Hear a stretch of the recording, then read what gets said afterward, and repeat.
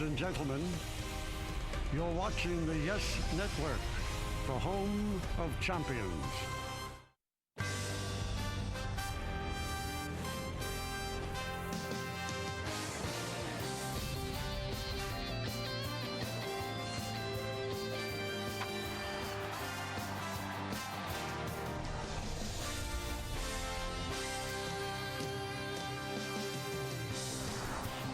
It is a beautiful Thursday evening in New York City, and Yankee Stadium looks good whether in a reflection or in real life. They're giving out caps, and you get to meet a Yankee. Boone Logan and Sergio Mitre greeting some fans as they come into the ballpark, and they're ready to see CC Sabathia on the mound. As tonight, the Yes Network presents New York Yankees baseball. It's the defending world champion New York Yankees against the Kansas City Royals, the first of four here at Yankee Stadium in the Bronx, New York. Hello, everybody, and welcome to Yankees baseball, along with Ken Singleton and Paul O'Neill. I'm Michael Kay. Well, the Yankees just finished their two-game set with the Angels. They split the two-game set. They lost the first game yesterday. They won 10-6. And, Paul, yesterday the Bronx Bombers are out again. Well, the home run ball usually shows up in the middle of the summer when it gets hot. Robbie Cano hit his 18th. Look, he knew that one was gone. Juan Miranda comes up a couple innings later and hits a towering shot into the bullpen. But I want to get through with these first two because the situation behind this last home run, a pinch hit, 0-2, you come to the plate, hit your first major league home run. The circumstances behind that home run, unbelievable. What a great day for Colin. Colin Curtis gets a curtain call on his first big league home run. Couple of veterans, they're used to this. Mark Teixeira chipped in 3 for 5, 2 doubles, 3 ribbies, and a run scored. And the captain, Derek Jeter, also 3 for 5, and he scored 3 runs. Let's look at tonight's New York lottery pitching matchup. Bruce Chen will go for the Royals, 5-3, 4.06.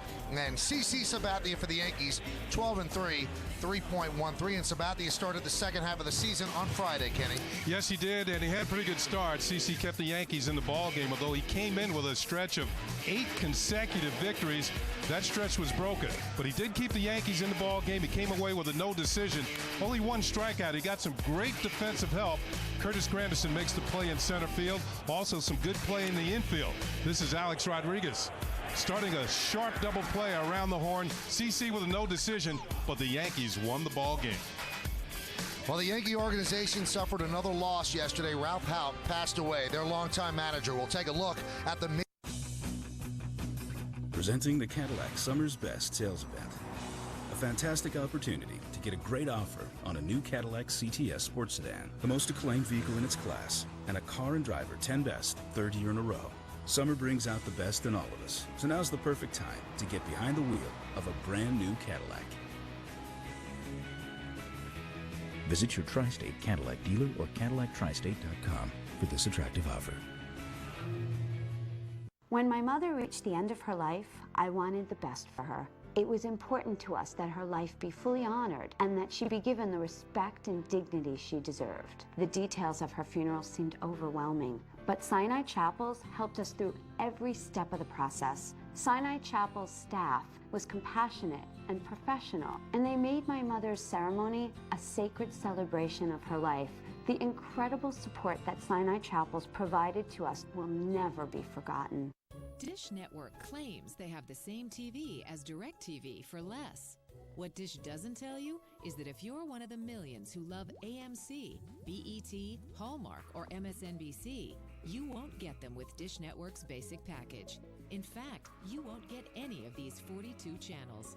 With DirecTV's basic package, you get all those channels and a whole lot more. So don't be fooled by Dish Network. When you compare, DirecTV wins every time. Never going to have the chance to get. That's what I love about going to work. It's not working. The Yankee family suffered another loss yesterday as Ralph Houk passed away at the age of 90. 11 seasons as manager with the Yankees, also managed the Tigers and the Red Sox. He won 2 World Championships his first 2 seasons, 3 American League pennants, 8 seasons with the Yankees as a backup catcher, and 2 World Championships as a player as well, and 3 seasons as the Yankee general manager. Ralph Houk, well, players loved playing for him. He was a player's manager and a man's man. He was a major in the United States Army. He was in the Battle of the Bulge. He won a Bronze Star, a Silver Star, and a Purple Heart. He lived a good life May he rest in peace.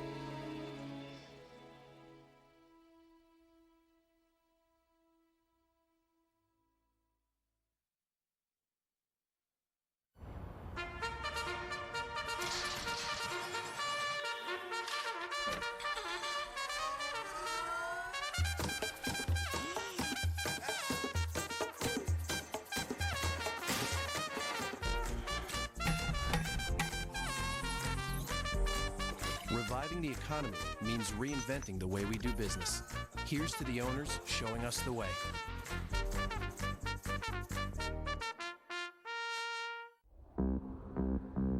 Feel closer to the road. In the more powerful, more responsive Range Rover Sport.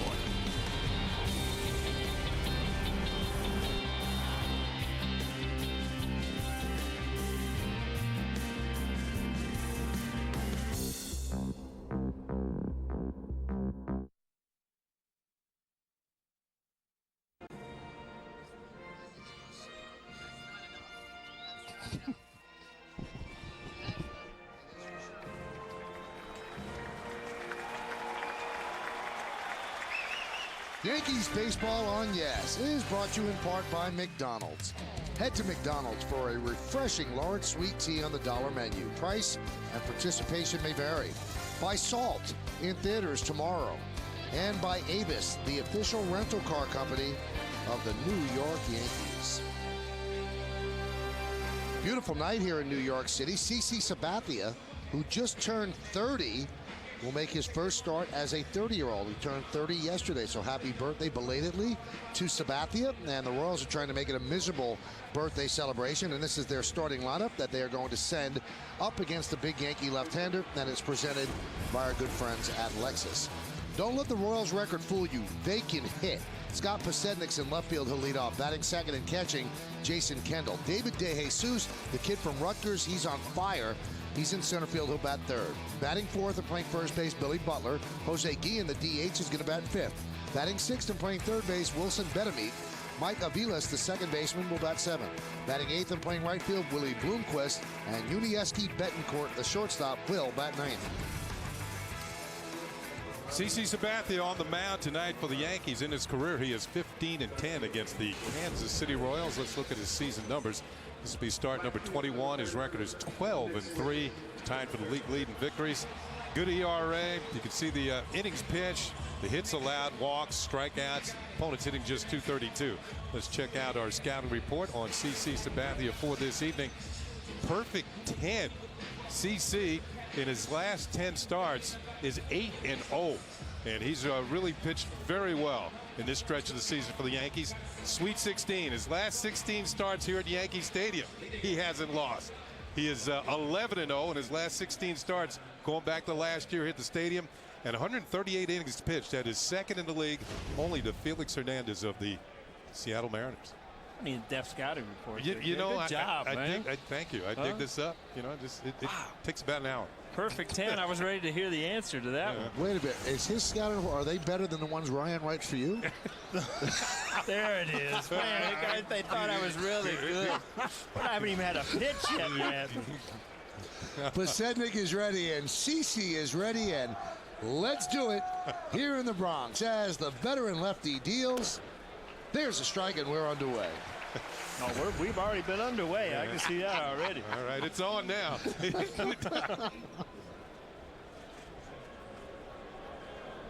Sabathia in his career 13-2 at the new Yankee Stadium. The 0-1 fouled away. You say that 13-2 at the new Yankee Stadium, and last year, this time, you know, the pitchers were crying. It was a bad ballpark to pitch in. The home ones were flying. You know, it's been a pitcher's year, but 13-2. Impressive. That'll make your pitching coach smile, won't it? Mm-hmm. And the 0-2 fouled away. Right away, you can see he's thrown a couple pitches away, and then he threw one in on Pasednik just to show him, yeah, I will come in here. Right, and you know, left-handers, it's a tough at bat. Anyway, you know, if you handle left-handers well, whatever. CC Sabathia is not your normal left-hander. Hard thrower, good breaking ball, both sides of the plate. I mean, he's a tough at bat for left-handed hitters.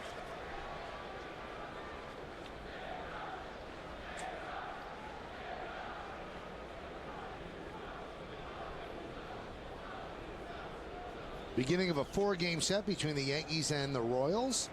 And the 1-2. Fouled away. Now, most ball players are somewhat superstitious. CC has not lost at home since July 2nd of last year. And yet, he changed his warm-up song from Big Papa by Biggie to a Jay-Z song. Big Papa by Biggie. I remember that song. The 1-2. Strike 3. Posednik down looking. Let's check out the Yankee defense, which is brought to you by Mercedes, and it will be backing up CC Sabathia. In the outfield, Gardner, Granderson, and Swisher. That's left to right. In the infield, A-Rod, Jeter, Cano, and Teixeira. Third to first, Posada is behind the plate. And Karsten Charles Sabathia is on the mound. So, Michael, if you come to the plate, right, just envision roar of the crowd, you're coming to the plate. Yeah. What song you come to the plate to? Maybe Glory Days, Springsteen. Little Springsteen? Yeah. All right. Kenny, we didn't even have music when we started, so what was your song? I think I would like Hypnotized by Biggie. Wow, you're updated. You got a Biggie song, too. Well, you know, it's on my iPod. I really like it. That's right. Your kids did it all for you. I'm in the same boat. Don't worry about it. And what would yours be? I had Mellencamp and Bon Jovi stuff. It's not Scandal? Warrior? Well, that was George's. I think know. that was from the Bob's. Last 16 starts at home, 11-0, 2.14. Batting average against 195. CC made the American League All-Star team. He didn't pitch, though, because he had started the Sunday before the All-Star game. So he was on the team, but not really active. The 0-2. Fouled away. And CC had the rare occurrence of starting 2 successive games for his team. He started the Sunday before the All-Star break. Then the Yankees had 4 days off during the break, and that started Friday. And it's hard to come up with that, but a friend of mine actually pointed out Wilbur Wood actually started 2 straight games for the White Sox against the Yankees in a doubleheader. Lost both of them. The 0-2. I remember Wilbur Wood starting both ends of a doubleheader against us. Really? In Chicago. I don't remember the outcome, but what you're seeing from these Royals hitters now, CC has a challenge. He only had 1 strikeout in his last start. That was against the Rays. The Royals actually strike out the fewest amount of times in the American League. They are a lot of contact hitters. They don't hit many home runs. They don't walk very often. They're up there cutting and slashing, but they're not the type of taking those big swings when they get 2 strikes. Jason Kendall, there's Kevin Seitzer, their hitting coach. Seitzer was a type of hitter. Yeah, that's that type of hitter. Grind out at bats. You know, he probably hit less than 10, 12 home runs, but, you know, just a tough out 300 hitter. That one is looped into shallow right center. It drops behind Cano and in front of Granderson, so a base hit for Kendall. Let's check out the game time weather conditions presented by Bigelow Tea. Been a pretty nice day in New York, 84 degrees, 39% humidity. The wind's out of the northwest at 13 miles per hour. And the forecast is actually for cloudy, and it's going to be cooler. What, it's only going to be 90? So that humidity is 39%. That's the big thing, because I'm sure by the weekend, we're going way up in the 8s and 9s on that. Because come this weekend, that humidity's soaring from what I hear. There's David DeJesus, speaking of soaring. In his last 56 games, hitting .359, raising his average from .254 to .320. Yeah, he's among the league leaders in batting average and in hits. And when you look up and down his Royal lineup, they lead the league in team batting average. 281, 300, 269, 320, 314, 278, 368, 298. They got some guys who are hitting. Some decent numbers. Yeah. Right? They don't go deep very often, but they're going to put some balls in play.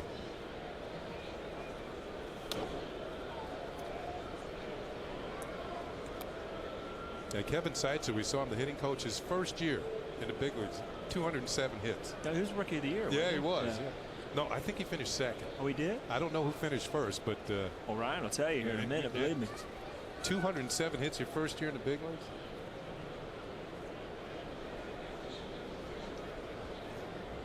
The 1-1. How about this for a stat? Since May 16th, De Jesus, who's from Rutgers University, hit 362 or has hit 362. Only one player has hit more since that date, and that's the Rangers' Josh Hamilton, 403. De Jesus was born in the borough of Brooklyn, raised in Manalapan, New Jersey, and went to Rutgers.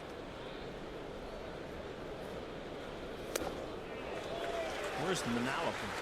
New Jersey. Central Jersey? Central Jersey. It's across that water out there. Yeah. Fourth round draft pick for the Royals in 2000. It was across that traffic today is what it was across. Boy, there's traffic all around today, What isn't happened? it? I don't know. Well, it was like Michael K. Day at Fordham or something, you know? They haven't had that. No? I don't think they will.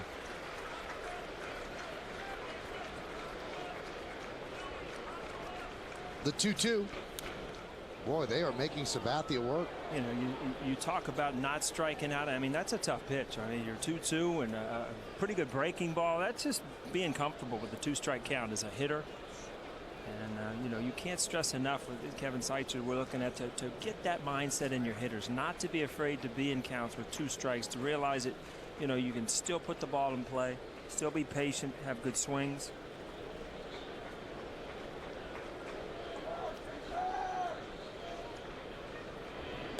Keeping Kendall close.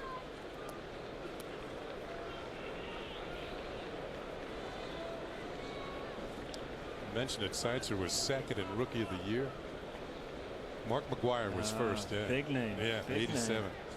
That's why with 207 hits he didn't win. McGwire had 49 home runs his first year.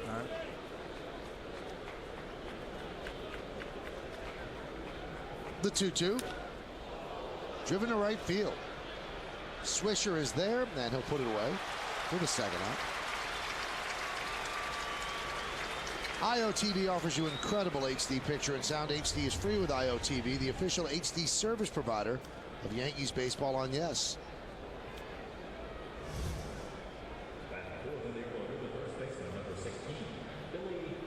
Here's Billy Butler. Now, Butler's a good player, but a number 4 hitter with just 9 home runs. He's more of a doubles guy. He's a line drive hitter. He has 27 doubles, and if he tried to hit home runs, he wouldn't be as good a hitter, according to the Royals. So they accept him for what he is.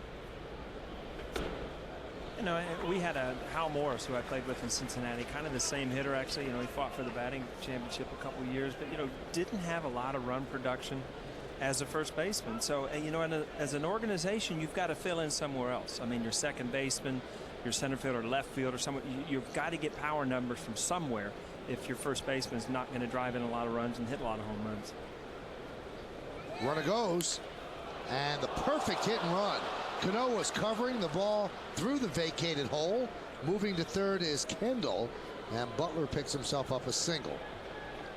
I would imagine Ned Yost has no problem getting that hit and run to anybody in this lineup, and you see runner in motion, Cano in motion, good things happen. That's why you put that hit and run in, get that defense moving. It's right behind him. Not much Robbie can do. On July 4th, Butler actually got his 500th major league hit, and he's the youngest player in the major leagues with 500 hits. Just 24 years old. Here's Jose Guillen. Now, Guillen has some power. He has 15 home runs. And there's a strike. Guillen might be a guy that people could look at as trade bait. Might be able to infuse some power into a lineup for a contending team. The 0-1. Foul back. Now, the Royals did make a trade before the game. Alberto Callaspo, who was in the lineup, batting 6th and playing third base, and he was yanked out of the lineup about 45 minutes before the game. He was traded to the Angels for Sean O'Sullivan, who beat the Yankees on Tuesday. I had heard a rumor that the Angels were looking to get Jose Lopez or Callaspo. Jose Lopez from Seattle. Line drive down the left field line. It is a base hit, and it'll be one hop up against the wall. Kendall will score, Butler goes to third. It's an RBI double for Guillen, and the Royals are on the board. They lead 1-0. Well, I'll tell you what, he had a good swing at the first pitch, and we're going to see a replay, I'm sure. But boy, quick inside. Guillen gets to this ball. That ball's inside, pulls his hands in, and absolutely hammers it down the left field line.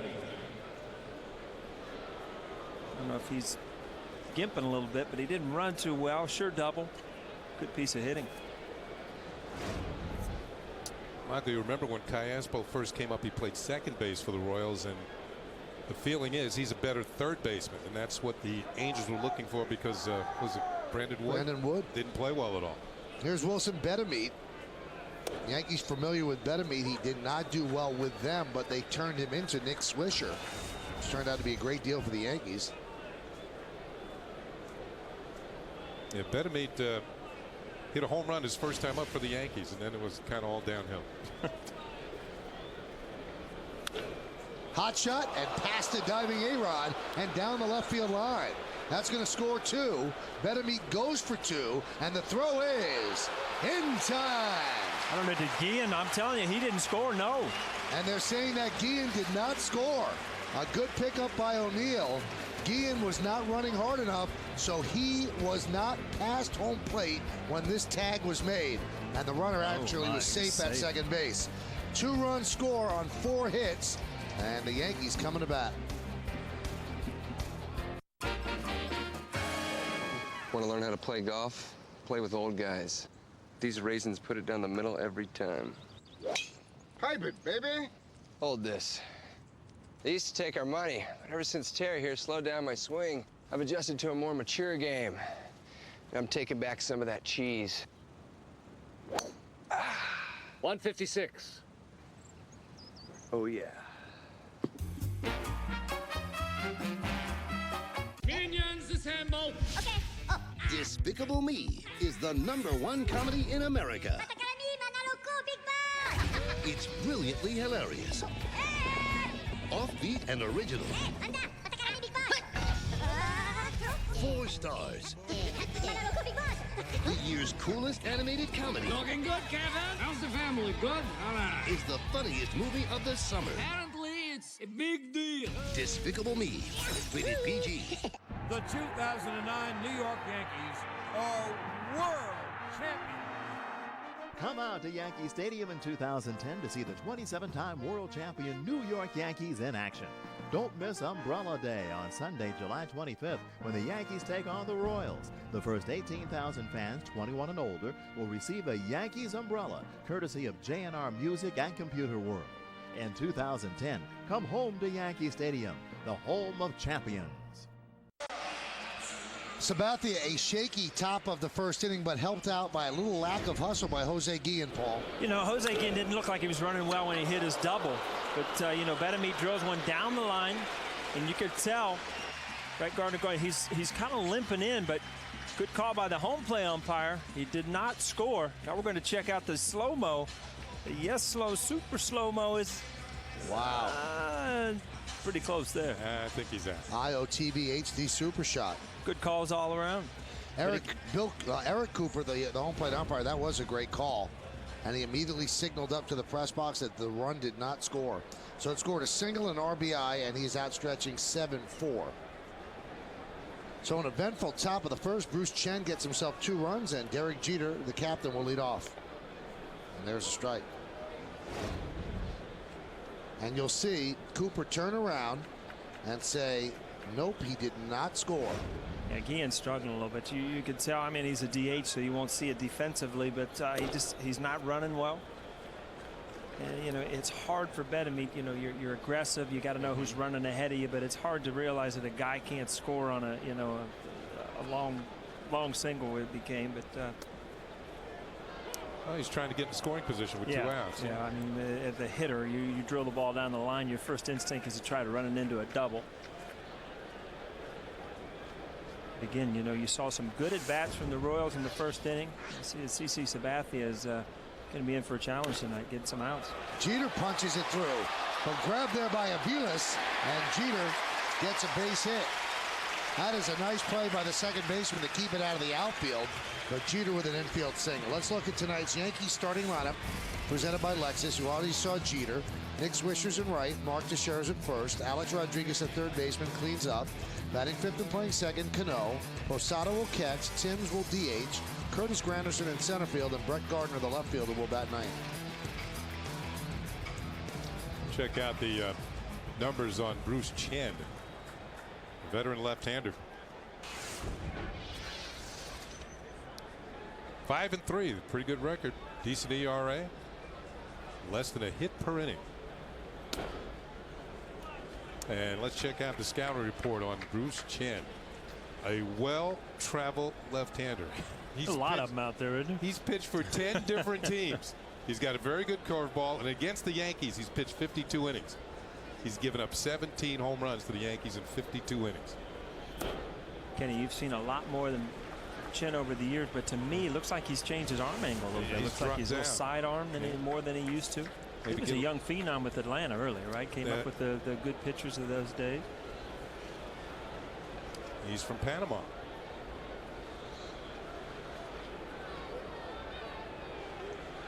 And he has also changed the way he's pitched. Forget the arm angle. Last year, he threw 36% fastballs and 40% changeups.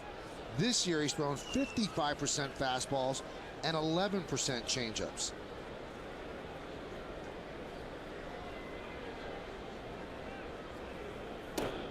Strike. I think what a lot of pitchers are learning just from watching a guy like Jamie Moyer, who just went on the DL, you don't have to throw 90 to throw a fastball as long as it's well located. Kind of a slingshot motion, Paul. Yeah, he used to be much more on top, and it's probably why he's changed, not throwing as many change-ups from that angle. Look at. Get a lot more movement on that slider you see, or his curveball, and you can get some movement on that fastball. But again, he's a guy that needs to locate really well. Not going to overpower you. You can see the scar on his elbow. You can see the remnants of Tommy John. It's like a badge of honor. Yeah. For pitchers. High fly ball, left field. Posednik is there for the first out. Oh, those are the ones, Kenny, you go back to the dugout and you know you just missed it. Swisher knows that, that's just a good pitch to hit, good swing, just didn't quite square it up. Ball right over the middle of the plate. Like he actually jumped at it a little bit right at the end, popped it up. Now here's Mark Teixeira. 6 home runs lifetime against Chen. 4 home runs in his last 4 plate appearances against Chen. It's like the playground. Stickball. He's got 7 lifetime hits against him, and 6 of them are home runs. Teixeira 12 for his last 27. Getting the average up to respectability. Having a great July.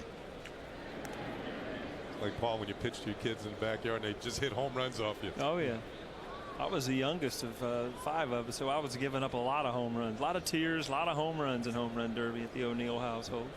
Team O'Neill, I didn't score real well. I'll tell you what, Billy Butler, he's got a souped up glove over there, doesn't he? Look at that. Bright blue. Looks like you should have racing stripes on.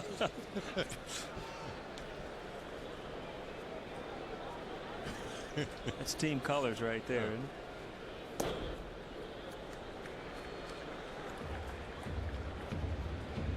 Told you about how hot Teixeira has been. He's battling for player of the month of this month. 383 in 16 games, 5 homers and 17 runs batted in.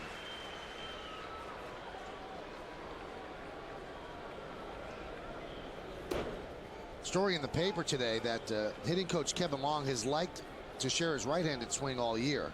His left-handed swing they've been working on and kind of shortened his stride to get him to the ball quicker. But the righty swing, they haven't had to work that much. Just that you don't face that many left-handers. The 2-1. 3-1. I think Chen's going to be careful with him. Yeah, there's a base open in his mind. It might not be first base, but there's a base open in his mind. When a guy has that much success, especially home run wise off you, you're not going to give in.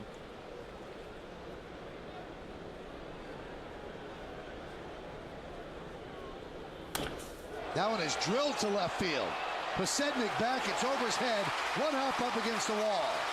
Jeter will stop at third. It's a double for Teixeira. And for Chen, a little bit of a victory. He kept the ball in the park. I was going to say, at least he kept it in the yard. Still got an opportunity to... The only reason he kept it in the yard, didn't get underneath it enough. He hit it hard enough. Sometimes you hit them so hard, they get that little topspin on them, and you don't get the carry, but that ball hit right on the nose. Wham. You know, he was in a good hitter's count, 3-1, and when you hit a pitcher well, it seems like he throws something you can always hammer. And this is a solid double off the wall in left field. Was he reached 38 straight games now? 38 straight. 38 straight. Here's Alex Rodriguez. 74 ribbies for A-Rod. That leads the team. Infield is back. High fly ball down the right field line. Long run for everybody. It dumps in for a base hit. Bounces into the seats for a double. 2-run score. And the Yankees have tied the game. I'll tell you what, as a hitter, you can't do anything better than just, you know, you get your amount of bloopers throughout the year, but when you get one, you can throw in there for 2 RBIs too. And it's your first at bat of the night. You figure I'm going to hit something hard before the night's over. It's kind of a hanging curveball, you see. Yes, Mo, that it just hit inside the line. Yeah, Bloomquist was playing over towards right center, expecting A-Rod to pull it. Bruce Chen does not throw that hard. A-Rod now really driving into runs this month.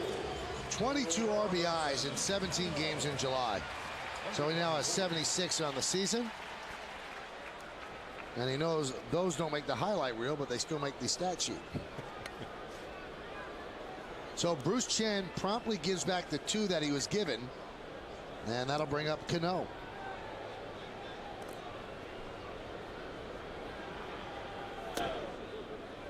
Pitch inside, 1-0.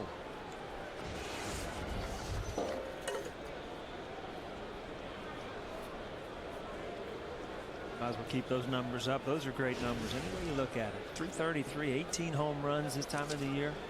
He's done pretty much everything you could possibly do offensively. Soft ground ball is short. Betancourt gets Cano as A-Rod moves to third.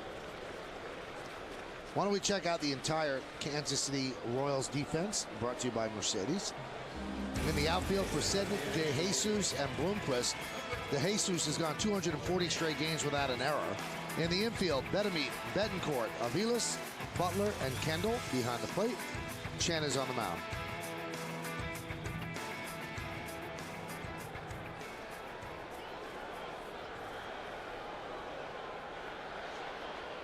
Now the Royals got on the board first. Usually teams have a losing record when the opposition scores first. But the Yankees have the best record in baseball when scored upon first. They're 24-24 in those games. The ability to come back and come back quickly.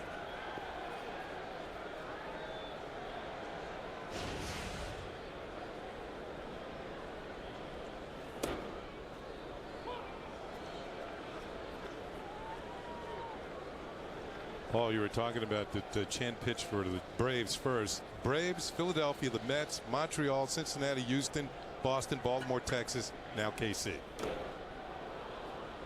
You know, a lot of players have every uniform that they wore hung up in their den.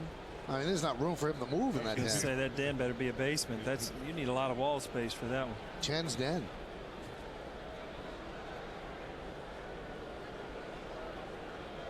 One-two.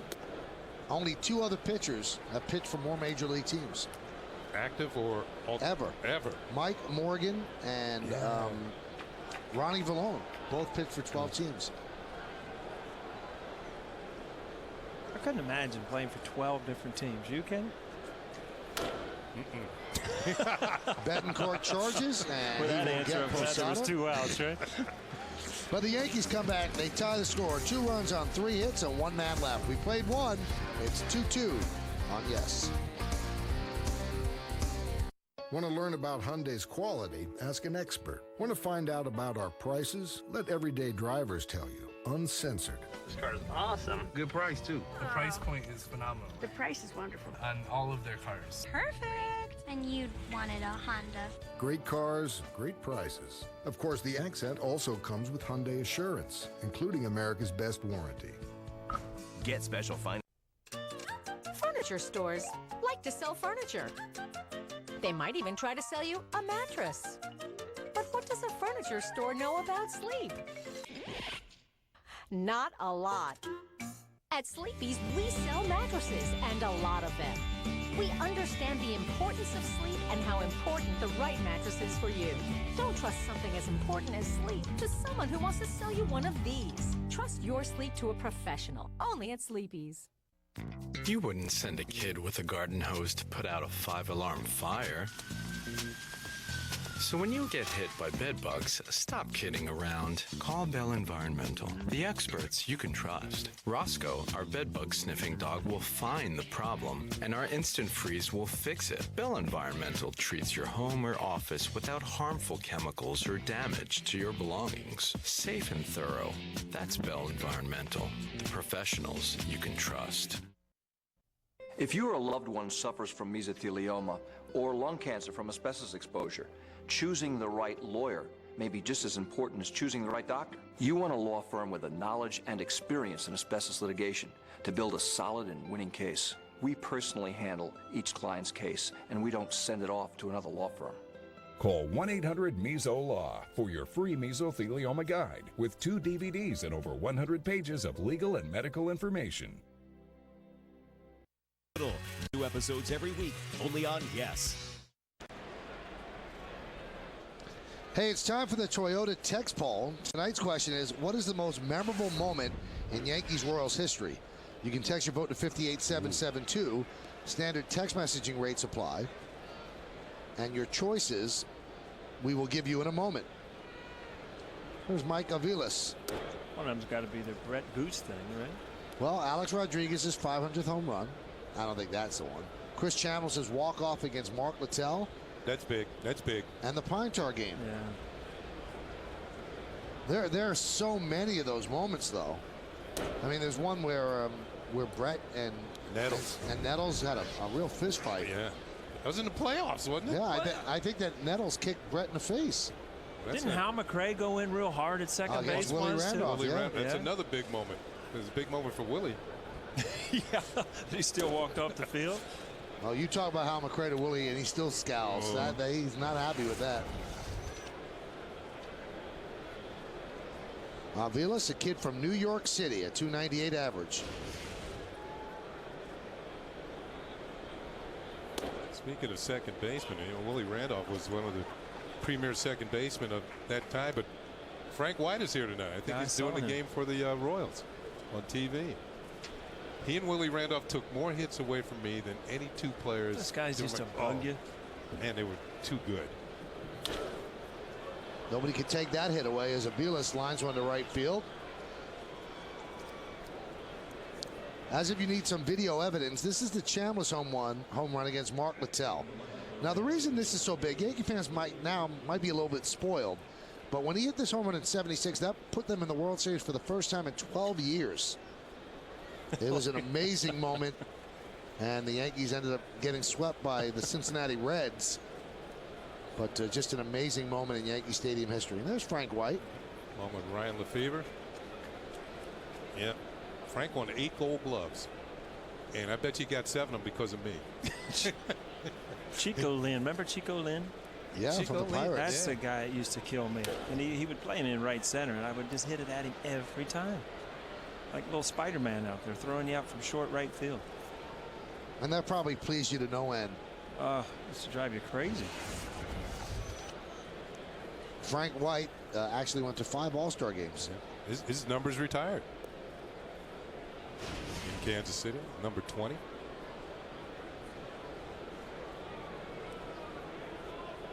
I didn't actually get a chance to speak to him today, but when I see him tomorrow, I will remind him. All those hits he took away. Still bugs, you see. I'm not the only one, Michael. I'm learning that. Hey, one thing I want to clear up about Chen. Mike Morgan and Vallone have pitched for the most teams, 12. There are actually 3 other pitchers that have pitched for 11 teams. Terry Mulholland, Julian Tavares, and Rick White. So there are 5 that have pitched for more teams than Bruce Chen. But the 2 that have the most are Morgan and Vallone.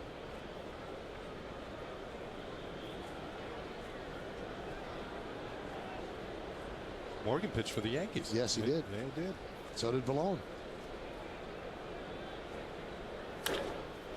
A base hit. Boy, they are really teeing off on CC today. He's not fooling them all. Hey, stay tuned during the 6th inning for a message from our friends at the Fox Business Network.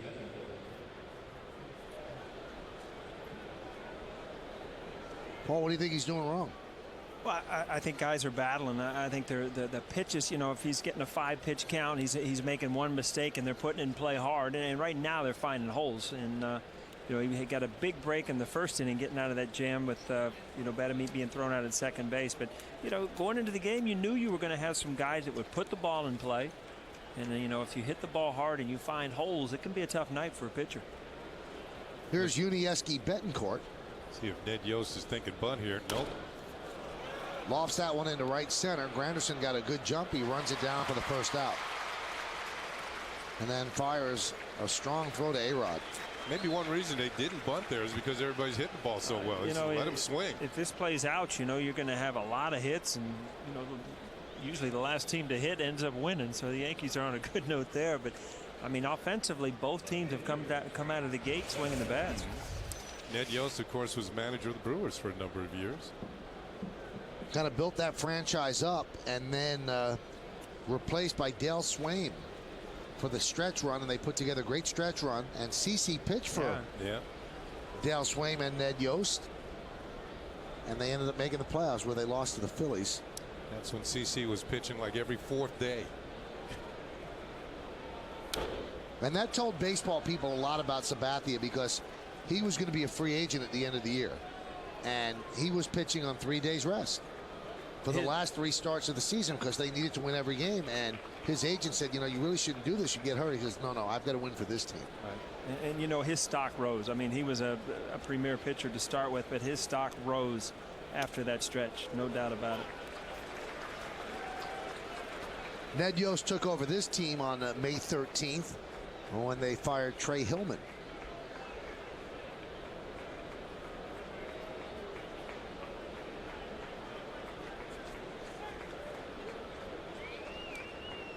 The 0-2 gets away from Posada, but the runners stay put.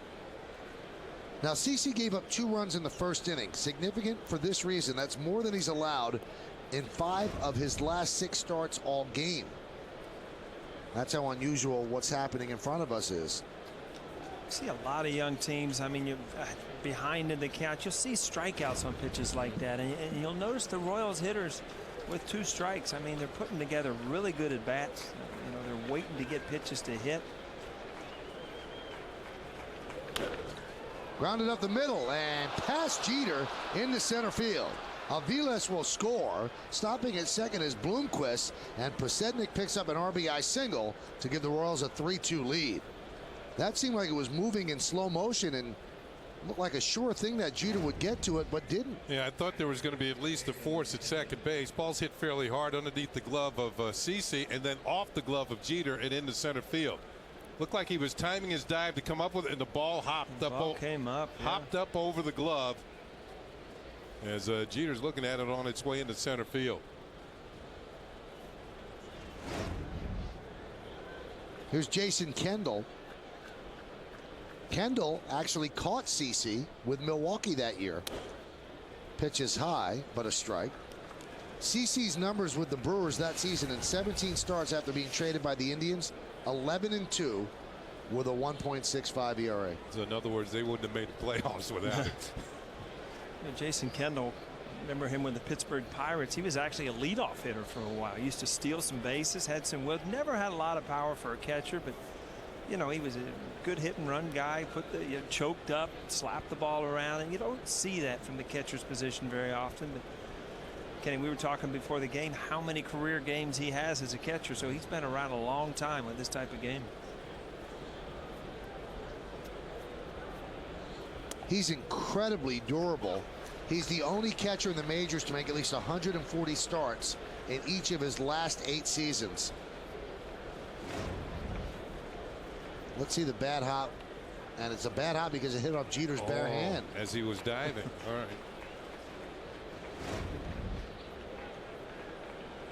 Jeet trying to pick up the signs from the catcher, and every once in a while as an infielder or an outfielder. Swing and a miss as Kendall down on strikes. You kind of get in between whether you're going to dive or whether you're not, and it almost looks like Jeet got in between diving, you know, and didn't get that hand out of the way. You're right, it hit his what would it be, his left hand, and popped into his right hand, popped into the outfield.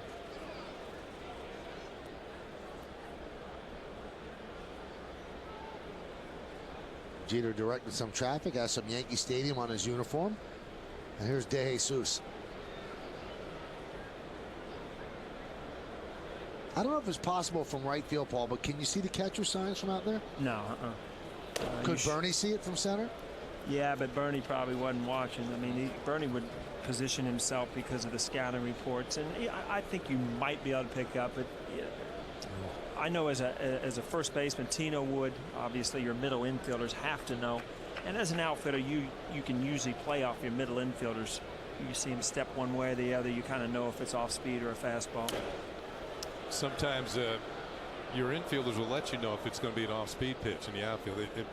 You have to have a signal where infielder will put his hand behind his back and scratch his back, and that would tell you it's going to be an off-speed pitch. You might play the hitter to pull a little bit more. So that shot we had from left field, Gardner could not see Posada's signs. No, there's no way you could see him. No, because you know, you keep him back deep as a catcher because you don't want right here. You don't want the third base coach picking them up, and you don't want the first base coach picking the signs up either, because they can, you know, let the hitter know what's going on too. Runners go, throw to third, not in time, double steal. So Bloomquist goes to third, Pasednik to second. This is good base running. I mean, you're trying to do something, and again, you got a left-handed hitter up there, makes it very tough to steal third base. But, you know, if you're the manager for a team like this, Kenny, don't you take every chance? Don't you go out and let your kids play? I mean, you're playing the New York Yankees. What do you got to lose? Exactly. I mean, maybe you gain some confidence to some of these younger guys.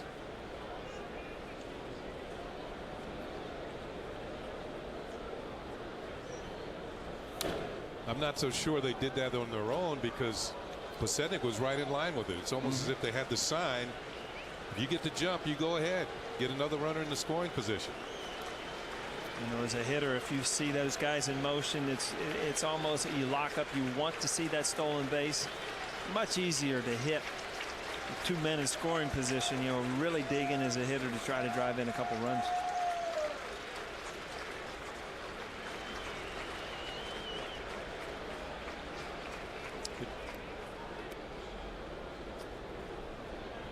That is an odd contraption on the hand.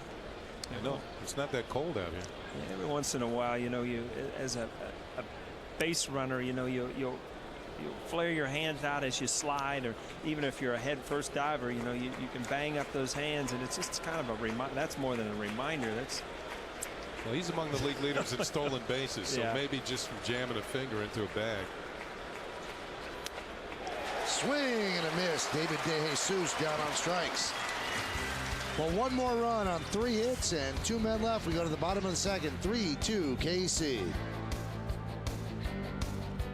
Hello, we're from Mac Coffee. Bobby Yes, a pot. We already get Green Mountain coffee from WB Mason. You tell him, Stanley. Yeah, but our pot's cheaper. Yeah, but half of it gets thrown away. And you don't have the flavors we want. And only deliver once a week. You tell him, honey. Definitely not a bargain. WB Mason delivers fresh coffee every day, along with our office and cleaning supplies. You tell him, Stanley. Oh, no.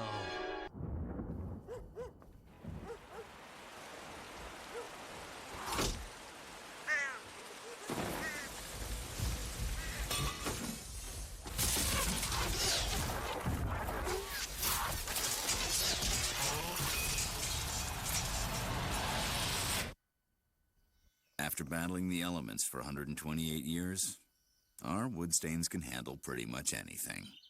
Cabot, our performance is legendary.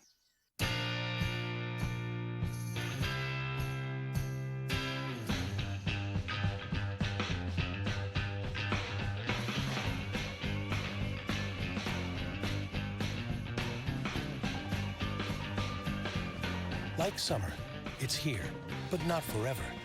the Lexus Golden Opportunity Sales Event. Don't wait to enjoy legendary Lexus quality at equally legendary prices. See your New York, New Jersey, Connecticut Lexus dealer.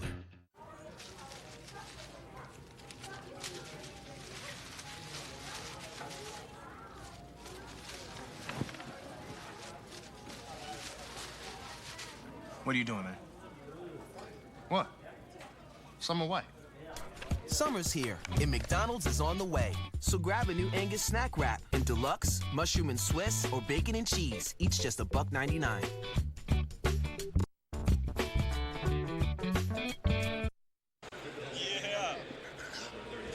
Well, let's look at the upcoming schedule brought to you by Acela Express. Enjoy the journey. 3 more games against the Royals tomorrow night, then Saturday and Sunday afternoon. And then 4 games in Cleveland against the Indians, all night games. And then 2 night games and a day game in Tampa Bay as the Yankees finish up July and head into August. There are more games in the rearview mirror than there are in the windshield. Royals lead 3-2. Got the dog days. Well, yeah. So, Here's Marcus Thames, and there's a strike.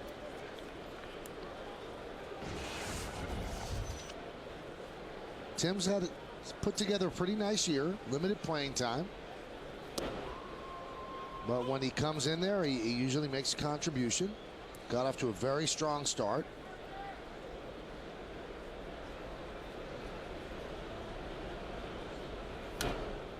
Foul back. This is his specialty, hitting against left-handed pitchers. One of those guys that checks the paper to see who's thrown that series. I got a couple lefties. Might have a chance for a couple starts. Did he go around? Yes, he did. So Tim's down on strikes. Hey, tonight after the postgame, Yes celebrates Hall of Fame weekend with the debut of an updated Yankeeography featuring Hall of Famer Goose Gossage with new footage, including Goose's induction at Cooperstown. It's an updated Yankeeography Goose Gossage tonight after the postgame, only on Yes. Hey, we all should congratulate, speaking of the Hall of Fame, longtime Daily News columnist Bill Madden. There's a bunt, and it's bunted foul by Granderson, who will receive the Spink Award, which is the writer's version of being put into the Hall of Fame. He'll be up there this weekend, and I'm sure it's a really, really special honor for Bill, and we send out our congratulations to him. It was certainly Bill, and I'm sure he's working on his speech right now. And a member of our broadcast fraternity, John Miller of Sunday Night Baseball, and the San Francisco Giants will go into the broadcasters wing of the Hall of Fame, so congratulations to him. Foul back. John Miller, I mean, he has that voice that you just turn on and you know it's a baseball game. You don't even have to see a picture or anything. You know it's a baseball game. He's been doing it for a long time. I think he started with the Red Sox. Went to the Orioles? Yeah. First year with the Orioles. Team won the World Series. Not a bad way to break in. And then he went to San Francisco. He's been at ESPN over 20 years. Swing and a miss. Granderson down on strike, so 2 strikeouts for Chen. See Curtis Granderson, and he's just kind of caught in a funk. He got a couple hits yesterday, but the ball up in the zone. But you know, a breaking ball up in the zone for a lefty, that's a pretty good pitch to hit. I mean, that didn't have a lot of break on it, and you go back and you just wonder, you know, sometimes you jump out there a little bit too quick, what causes you to miss those balls up in the zone. Here's Brett Gardner, 1 hit in his last 16 at bats. I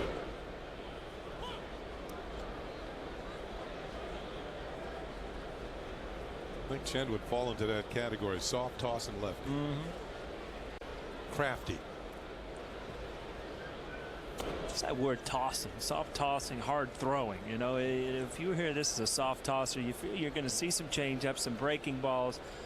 Every time I face a guy like this, I would think nothing but out in here, left center field, so you don't pull off anything. And you never hear soft tossing righty. No. Or crafty righty. Because they're not in the game. They're soft tossing like pizzas or something because they don't stay in the game long enough. Yeah, they're soft tossing down to AAA. The 1-2. Great line by Gardner. He got thrown out arguing the second strike call. Colin Curtis pinch hit the home run yesterday, and when Curtis went into the dugout, then down in the alleyway. Gardner was there, said, "You're welcome." Wow. That's, I mean, as a fan's point of view, you know, it's great. A kid comes off the bench, hits a pinch hit home run. You just don't realize how hard that is to be sitting on the bench thinking you're not playing. All of a sudden, kid, grab a bat, run up your 0-2 in the middle of, you haven't warmed up, nothing. Fight back, get 3-2, and hit a home run. I mean, it's almost a story in one at bat. There's a ground ball of Betancourt. Going to be a tough play, and they just get the hustling Gardner for the final out of a 1-2-3 inning. We've played 2 here at the stadium. Royals 3 and the Yankees 2 on Yes.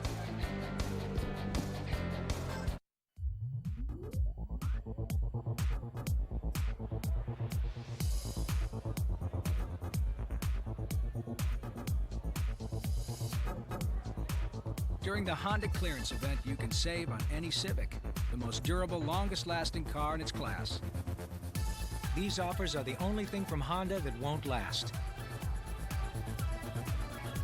It's called the Knock. A while back, a bunch of us switched to satellite TV. We thought it would be the best TV. And what's funny is all of us have made the switch back to IOTV. Every month, thousands of Dish and DirecTV customers are coming back to IOTV. With IO, I get over 485 all-digital channels, but without those weather interruptions you can get with satellite. And satellite can't even do the advanced stuff, like on demand. Switch to IOTV now and get a special offer exclusively for satellite TV customers. And when I combine IOTV with super fast Optimum Online and unlimited calling from Optimum Voice, I got better services at a way better price and no long-term contract. Caller ID on my TV? How cool is that? I even get free internet access around town with Optimum Wi-Fi. This special offer is only available if you call now. Once upon a time, we switched to satellite TV. And now we've switched back to IOTV. Because all we ever wanted all along is the best TV. Dish and DirecTV customers, don't miss our best offer ever. Call 1-866-513-4448 now. For 70 years, KFC Original Recipe has been America's favorite chicken. Celebrate 70 years with an amazing value. 7 drumsticks and thighs, just $5.99. 14, just $11.99. G-double-O-D good. Okay, who likes slots? Who likes racing? Who likes live entertainment? Who likes winning? Who likes driving 2 hours out of their way? The last one was a trick question. Judge a book by looking at the cover. Nothing. Billy Butler will lead off here in the 3rd inning. Royals lead the Yankees 3-2. Butler singled in the 1st inning and came around to score. Hey, one more thing about the Colin Curtis pinch hit home run. If you get a chance and you haven't read the papers yet, Mike Vaccaro wrote the greatest column. He got a hold of Colin Curtis's dad, who was watching the game on his computer in Washington, and he was at work. There's a ground ball to short. Jeter's there. And the father let out a scream that people thought that something happened. But, I mean, Vaccaro wrote a great column, so if you get a chance, read it. It really does capture, I mean, there's families behind people and what it means. You know, they've been there the whole time, and his father was going nuts. 3,000 miles away. Yeah. And he couldn't speak when the workers came in to see what was wrong. And he just kept pointing to the screen.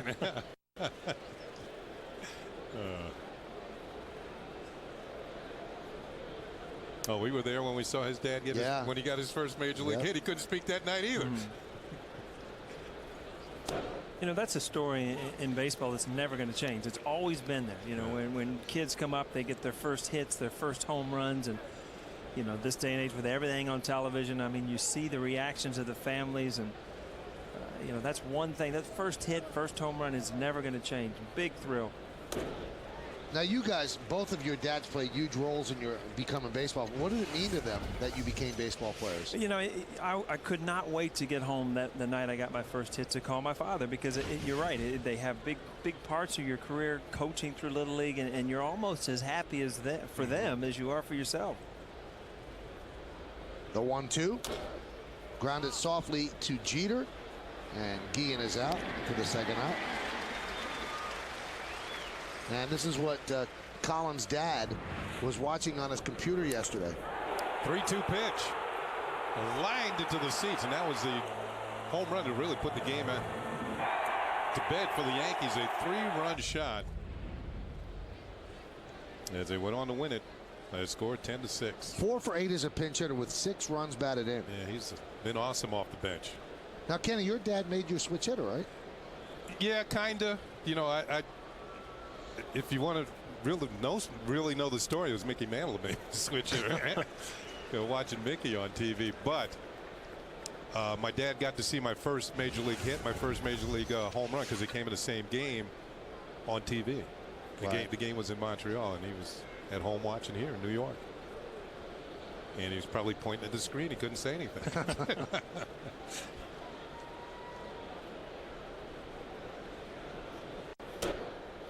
Pitch outside. Mike, I forgot to tell you, did you hear the news about our boy T-Rock down there in his defensive play? No, what happened? Oh, he made it on Sports Center, on Play of the Day. He's got all kind of numbers. He's got a full resume now. I did hear that he's retained an agent. Absolutely. That's what one play this day and age will do for you. It's going to ruin his amateur status. Yeah. Terrence Roker. T-Rock. Oh, here it is. Yes, get up. Here's the play, though. Catching the helmet. That's like it's nothing, too. He's locked in, though. He's hypnotized. Swing and a miss. Nice comeback inning for CC Sabathia. Retires the side in order on just 9 pitches. We go to the bottom of the third. It's KC 3 and New York 2. The 2009 New York Yankees are world champions. Yankees fans become part of the winning team by joining the New York Yankees Fan Club. For just $40, you'll receive an official membership card, a World Championship nylon banner, a World Championship coin, a New York Yankees cap, special ticket discounts, and other exclusive fan club items. To join, call 1-800-GO-YANKS or log on to Yankees.com today.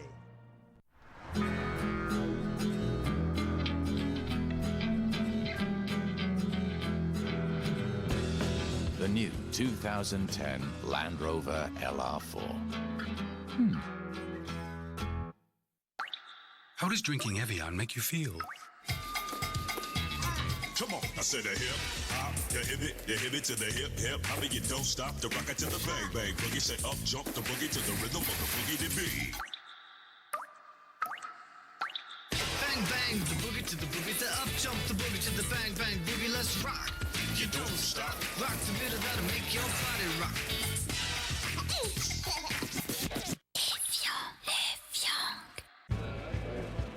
For years, food companies have been doing some pretty crazy things to make their food look good in ads. None of it does a thing to make the pizza taste any better. So starting now, Domino's is changing the way we photograph our pizza. With pizza this good, you don't need all that nonsense. You just need sauce with a little zip, plenty of real cheese, and a garlic-seasoned crust. In fact, we're so confident in our pizza, we want you to shoot our photos. Just order up 2 mediums and 2 toppings for $5.99 each and send us your shots. Domino's, what you see is what you get. Winner of the highest predicted residual value rating in its class, 5 years in a row. The 2010 Range Rover Sport. Powered by intelligence. You see an unfortunate new addition to the Yankee uniform on the left sleeve, a black armband in memory of the late Ralph Houck, passed away yesterday. Managed the Yankees to 2 World Championships, won 2 World Championships as a player with the Yankees, a war hero as Derek Jeter hits one deep to center field. De Jesus back, still back, track, wall. He can't make the play, couldn't hold on, and he is hurt. Jeter rounding the bases. He's at third. They're sending him home. Here's the throw. Here's the play. And inside the park, home run for Derek Jeter. And the Yankees have tied the score at 3. And now you hope that De Jesus is okay. You know, it's funny. Right before that pitch, I was going to say, you know, you almost see Derek getting into one of those Jeet hot streaks. Everything he's hitting is falling now. And this was almost a tremendous play in center field. But Jeet always gets out of the box quick. De Jesus, you talked about it, a great defensive outfielder. Well, he gave it the old college try in center field. Jeter hits this one very well. Watch the glove hand. I think he's going to jam it into the wall after making. Did he hold on? And the ball comes out of the glove. He actually had it, then jammed his wrist into the wall there. So he made a great catch, but the ball is going to come out as he jams his wrist, and he's going to have to come out of the ball game. And in Mo, you can see that immediately he's in pain. Kenny, you know as well as I do, that's not good. Chances are DeJesus is going to be out for a while. He's had a tremendous year defensively. It reminds me of Ken Griffey Jr. a lot when he used to go into the wall. It's not a good thing because your hand's kind of locked in that glove where it doesn't bend real easy, and it's too many bones in your hand when it plays like that. That's Jeter's 9th home run, his first since June 12th, 124 at-bats ago. And he ties the score. It's his second inside the park home run. The other one was in his rookie season of August 2nd, 1996 against Kansas City. And you hope that DeJesus is okay. He's going to be replaced in center field by Rich Ankiel, who was just activated today when Alberto Callaspo was traded to the Angels. I'll tell you what, that was a tremendous effort. He doesn't look to be in too much pain, but you don't know. When that wrist goes, you know, in slow-mo, you don't realize the force that, you know, when you're going full speed into that wall. So Rick Ankiel takes over in center, a former pitcher who lost the ability to throw strikes and has been able to make the transition to position player. And he will bat in the number 3 hole vacated by DeJesus. Remember the year that we played the Mets actually in the World Series. Tino and I were watching the playoffs because you watch the playoffs from the other side to see who you're going to face. And, you know, the Cardinals were in the running there, and Ankiel was pitching. I'm looking at Tino thinking, man, this guy's going to be a tough at bat because he was wild half the time. And obviously, we ended up playing the Mets that year, and the Cardinals weren't in it. Bettamy throws out Swisher, 1 away.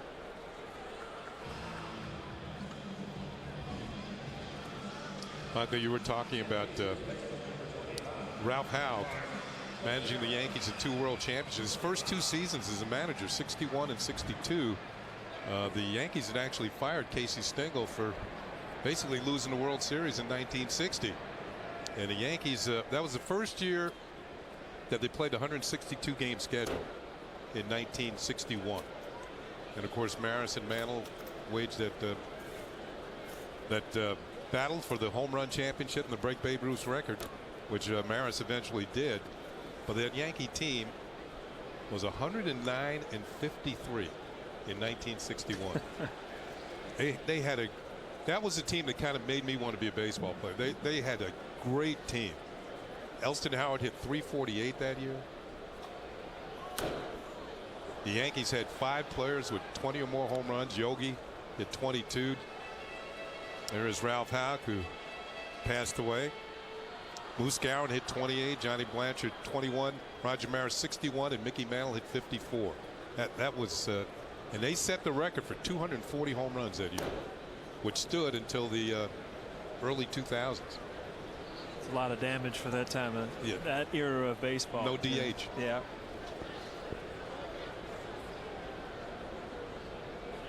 Yeah, Whitey Ford won 25 games that year. That was a great baseball team. They consider that one of the best baseball teams ever. That was the best one I ever saw. And the 3-2.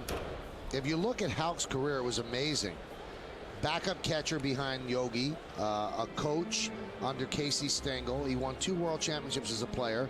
Kenny mentioned the 2 as a manager. Then he got swept by the Dodgers in '63. They asked him to become the GM. He hired Yogi Berra in '64. That one is ripped to left field. Another base hit for Teixeira. And it gets past Pasednik and goes to the wall.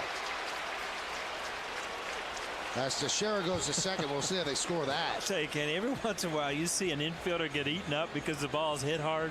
You don't see outfielders get eaten up like that. That ball was absolutely smoked, but let's see what happened in the middle of this play. He's 9 for 13 against him now. Man.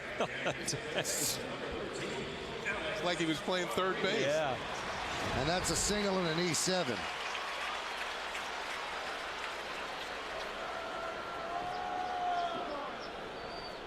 Here's Alex Rodriguez.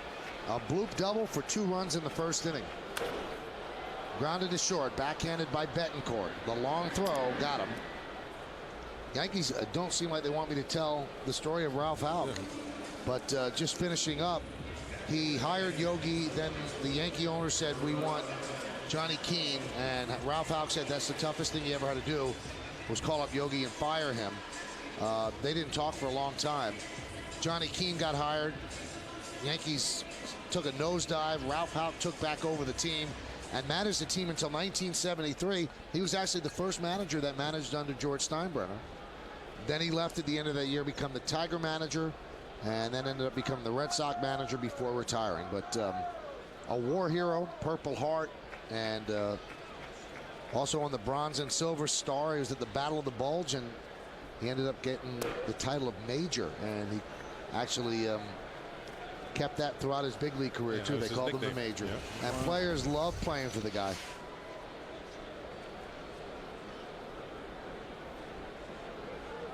See those old spring training videos. They make you feel just young again. You see the palm trees and the clouds, and even, you know, the old players. It brings back their youth. Those are neat highlights. Those palm trees are a lot taller now. Yeah, probably been replanted and just that tall again.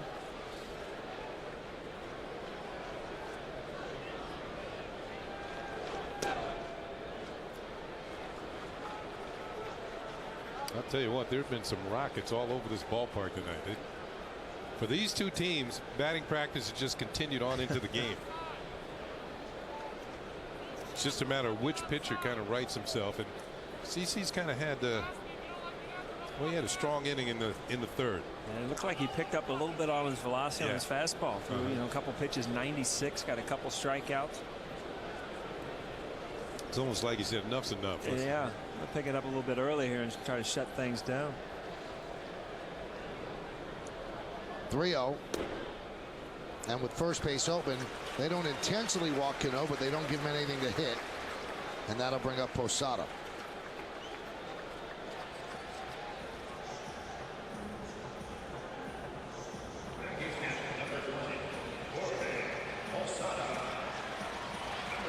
Ned Yost still looking out there in the left field, trying to figure out what happened on that ball. Well, here's Posada, who grounded to short in the first inning. A lot of pressure on the number 6 batter in the Yankee lineup. People are pitching around Cano, and the number 6 batter has to make the other teams pay. That's Cano's 32nd walk of the year. He had 30 all of last year. And he has 10 intentional walks, so the number 6 hitter has to make them pay. Otherwise, they'll keep pitching around him. It makes sense. It's silly to pitch to him.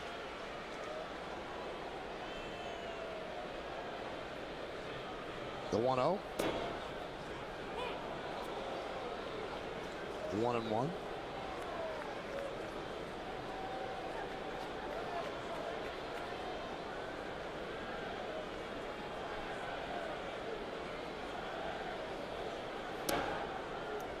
And the count 2-1.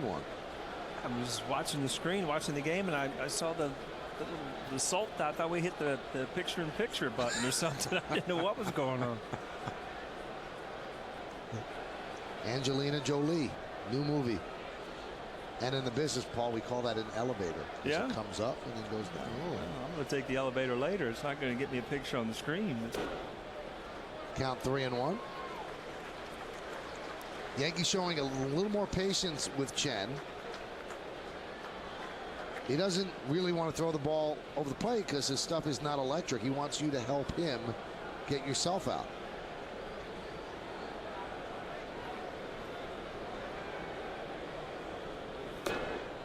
And he walks Posada, and the bases are loaded for Timms. Well, if he thinks it's going to work against the Yankees, very patient team. They're up there. I think the Yankees will lead the league in walks. You know, it always seems to amaze me, though, how many pitchers come in here. And the pitchers that just flat out go after the Yankee hitters and basically pitch backwards to counts are fine. The pitchers that try to nitpick and get guys to swing out of the zone, they continue to dig holes, and they're going to give up big numbers. The Yankees actually, by putting 10 runs on the board yesterday, got to 500 runs on the season. And only the Red Sox have scored more, and they've only scored 2 more. And much more. I mean, that ballpark too adds runs. I mean, Fenway Park's always been notorious for giving up a lot of runs. So it shows you, even with, you know, guys not having career years, how potent this offense can be. Bob McClure, the pitching coach, comes out and talks with Chen. Bob McClure, boy, did he have a curveball. Yeah, I faced him. Yeah, he had good stuff with Milwaukee. Hey, Michael, look, we got another elevator. See this? Huh?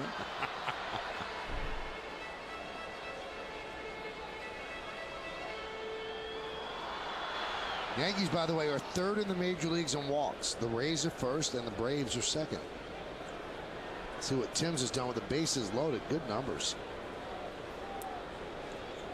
Now, you always worry that, you know, the pitching coach just said throw strikes. If he throws a strike right over the plate, it's 7-3. That sometimes happens as well. He was trying to make it 7-3. Count 1-1.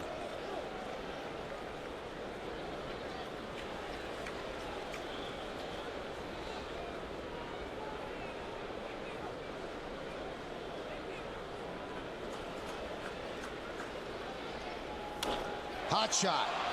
Right at Betamete, and that'll do it. But the Yankees tie the score. 1 run, 2 hits, 1 error, and the bases are left loaded. The 1 run came from the bat and the legs of Derek Jeter. He mowed it around the bases for an inside the park home run to tie the game at 3. No one looks at trucks the way GMC engineers do.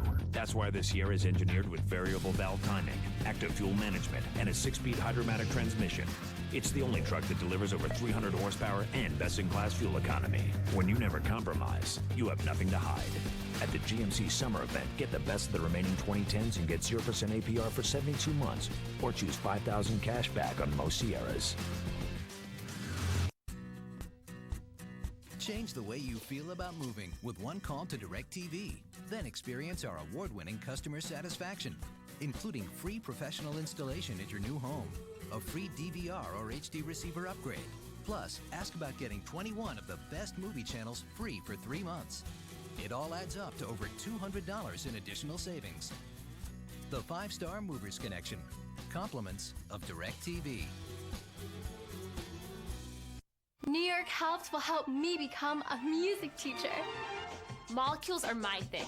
I'm studying nanotechnology. New York Helps will help me study architecture and build the future. New York Helps helped me to be the first in my family to go to college. New York Helps is a state-sponsored, low-cost, fixed-rate education loan program helping students realize their college dreams. If you still have a funding gap after getting all available financial aid, New York Helps could be your best option. What's your dream? Top of the Rock Observation Deck, New York's most breathtaking view. Explore 3 floors of indoor and outdoor decks. Touch the sky 70 stories above it all. An experience you'll never forget. This is your New York. Top of the Rock Observation Deck at Rockefeller Center.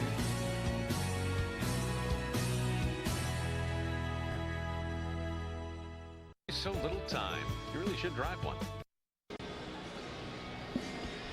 It's time for the New York State Smokers Quit Line Quiz. Which former Yankee was the first Kansas City Royals player to win Rookie of the Year? Now, I know this one. I know this one, too. I'm hot this year. Don't say anything. You can lose your job. Oh. What was the question again? Now that I know all the lingo and the elevators and everything, they're going to take the job away from me? No? I'm just learning the language up here. Here's Mike Aviles. It's a strike. Aviles with his first major league hit at the old Yankee Stadium on June 28th. Back in 2008. Looking at my schedule, I'm even making a road trip lately. Get out of here. Yeah. Where are you going? Texas. That is an unbelievable trip for you. That one's driven deep to right. Swisher back, leaps. Can't make the play. Backing up is Granderson, and Aviles is going to stop at second. I'll tell you, Kenny, this is becoming a broken record, but again, I mean, good at bat, balls hit hard, both sides just going at it. Vilas is now 2 for 2. Got outfielders plastered up against the wall. Nick Swisher going after this one for all he's worth. Let's see how looked like the ball went on the side of his glove. Yeah, you know, every once in a while in slow motion, you know, it looks so easy. So you start to get a little gun shy. You start trying to pick up the wall. You know, as an outfielder, ideally you sprint to the wall and then find the ball. But easier said than done on balls hit like that are line drives. You don't have a lot of time to do what you're taught to do. But you get back there as quick as you can. But like I said, on TV and in slow motion, these plays look a lot easier than they are. A bunt by Bloomquist. They have one play. They make it at first. So the sacrifice moves Aviles over to third. Now, I don't know about you. You're playing the Yankees. You got Bruce Chen on the mound. You're playing for 1 run in the 4th inning. Well, it's funny because it was an inning ago that, you know, you had first and second, nobody out, and you didn't bunt, and you end up not doing anything. So every once in a while, players will do things on their own, trying to you overthink the game a little bit. And again, this is 2 teams that are putting the ball in play hard. You're going to let your hitters win or lose this game tonight. Infield is in. So the Yankees bring the infield in, and it's 3-3 in the 4th inning. And I was watching a Met game the other night against the Diamondbacks, and they're down 4-0 in the 2nd inning. A runner at third, nobody out, and they didn't bring the infield in until 2 pitches in. High fly ball, shallow center. Tagging is Aviles. And a great play by Cano for the 2nd out, and he throws home.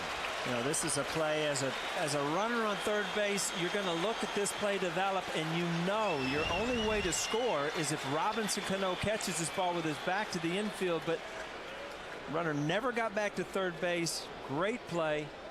Right here as a runner, you have to make your decision to go back. It looks like Cano is going to be the only one to make the play, and you might have a chance, although his arm is strong.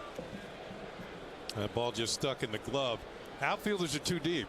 When you bring the infield in, there's always that danger of a blooper just falling in, where an infielder in normal depth might have had a chance to make the play. So Cano ranged far to the outfield, made the play, and you're right, Paul. He does have a strong arm. You know, the funny thing is, you know, you look at that play and where he caught it in the outfield, and you're used to see him make that play, but with the infield in, he went a long way to get that ball. You know what it kind of reminded me of with the 24 on his back? Willie Mays. Big Willie. Yeah, over the shoulder catch. I wonder if he's going to win the Gold Glove this year. He's had a great year in the field. Posednik fouls it away. Is this what you're thinking about, Kenny? Oh my goodness, we have everything. Well, the boys in the truck are hot tonight, huh? And that was against Vic Wertz in the World Series. The Giants against the Indians. Funny how you watch sports and certain numbers just dictate certain people. That, you know, you watch football. I see number 12. I think of Joe Namath. You know, you think 24, Willie Mays. It just. I was thinking Kiefer Sutherland. Yeah, there you go. You have been on TV too long. 8-pitch inning for Sabathia, and they survive the leadoff double. We go to the bottom of the 4th. What's that saying? Shut your eyes. High life light here. Get your high life light. Are they really trying to serve the high life light here? This is the home of hoops and hockey. This is sacred ground. Trampled upon by a canine beauty contest. It's making me queasy. High life light here. Get your high life light. Should I handle it? Handle it. Handled. Is that a portrait of the dog?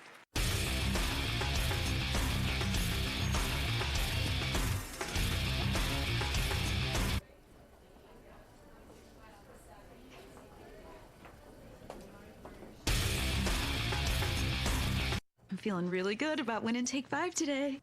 You should. All you need is me. Little bit of luck. If she has a little bit of luck, what about me? No. That's my little bit of luck, right, baby? Baby. Whoa, ladies. There's enough of me to go around for everyone. Oh, really? Well, how's that? Well, the odds of winning Take 5 are 1 in 9. There's 100,000 winners every day. I'm gonna take you home. Oh, wow. Play Take 5 from the New York Lottery. With 1 in 9 odds, all you need is a little bit of luck. Room for 7. Innovative safety for all. The 2010 Acura MDX. For attractive summer offers on the 2010 Acura MDX, visit your local dealer today. You know a place with great food? I know just the spot. Hold on. We're almost there. That's right. TGI Fridays has a new Caribbean menu. Get a free $10 Fridays gift card when you buy 2 Caribbean entrees. That's a free $10 gift card just for kicking back and enjoying the fresh flavors and vibrant spices of the islands. Only at Fridays. All right, let's see if Paul really knows the answer to this. The New York State Smokers Quit Line Quiz. Which former Yankee was the first Kansas City Royal player to win Rookie of the Year? Gotta be Lou Piniella, right? Your buddy, let's see. Yeah. Sweet Lou. Did it in 1969. Lou's still making news, huh? Big news. Yeah, said that this is it for him with the Cubs.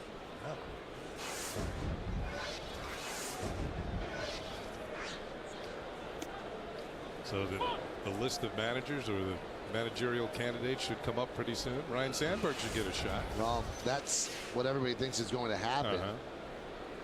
But you got some big names out there. That one is line to left center, a base hit. Rick Ankiel cuts it off, so a single for Granderson. And you hear Tony La Russa, whose contract is up at the end of this year. You hear now Joe Torre. Joe Girardi. Joe Girardi, whose contract is up, but Joe has said he wants to stay with the Yankees. And that's an attractive job because the guy who goes there and wins a World Series is going to be king for a day, a month, a year, or forever. 101 years without a World Series. Governor of Illinois. Anything you want in Illinois, right? I mean, if you're a backup offensive lineman on the Bears, you got your own restaurant in Chicago. Yeah, that's true. Everybody gets a restaurant or a bar. It's great. Here's Gardner. Shows bunt, takes low. You look like the Rush Street kind of guy. Oh, I love Chicago. Yeah. What a great town. Great town in the summer. Yeah, really. I'll take it in the winter, too. It's still a great town. You just have to have a coat. It is a great town, but I've been there in the winter, and it wasn't quite as attractive as Some say coats don't even work in Chicago. You might as well just go out in a muscle shirt because you're going to freeze anyway. It doesn't matter what you have. I got to admit, it was a long time ago, but, you know, winter's still cold there, from what I understand. Well, yeah, I mean, you did something terrible a couple of times we were in Chicago ago. I mean, I still can't believe it. You were staying in a hotel. We were doing the games, Yankee White Sox, and you knew that the person I wanted to meet in the world back then was Jennifer Aniston. She's staying in the hotel. She walked right by me. Well, you could have stopped her. What am I going to say? Hi? Huh? Like she's going to stop and talk to me? She might. Yeah. I got a friend who wants to meet you. And I got a wife and kids that are going to hit me in the head if I stop her. How's that? Well, now I don't want to meet her, but you missed my point. I'm going to say to my wife, you know, the only reason I sat and talked to her was to try to set Michael up. Yeah. Now, she would have understood. Everyone loves me. Same hotel, never once stopped her. I'm glad I wasn't in town. Good teammate. She's filming a movie. I forget what movie it The was. Breakup. Oh, yeah. With Vince there Vaughn. you go. Yeah. Well, too late for her. That's right. That train pulled out of town on July 7th.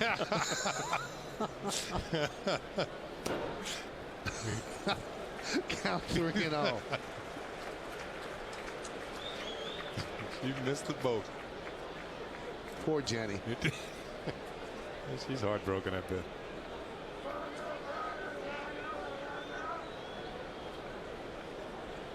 .30 pitch. There's a strike to Gardner. Let's see if Joe Girardi starts something here. He's got a runner with some speed at first. Gardner makes a lot of contact. Hey, why not put him in motion? Everybody's hitting the ball hard tonight. Haven't been too many swings and misses all night, has there? Ball's been hit very hard all night long. Now Chen's thinking right along with the throw of the first. Check on.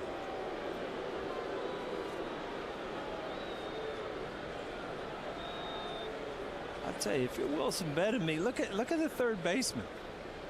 Wilson, too close. Yeah, you're in there. Your head's up, man. High pop-up. Nobody can see it. Aviles cannot see it. The shortstop does and makes a nice play. Betancourt backing up Aviles, who said right away, I can't see it.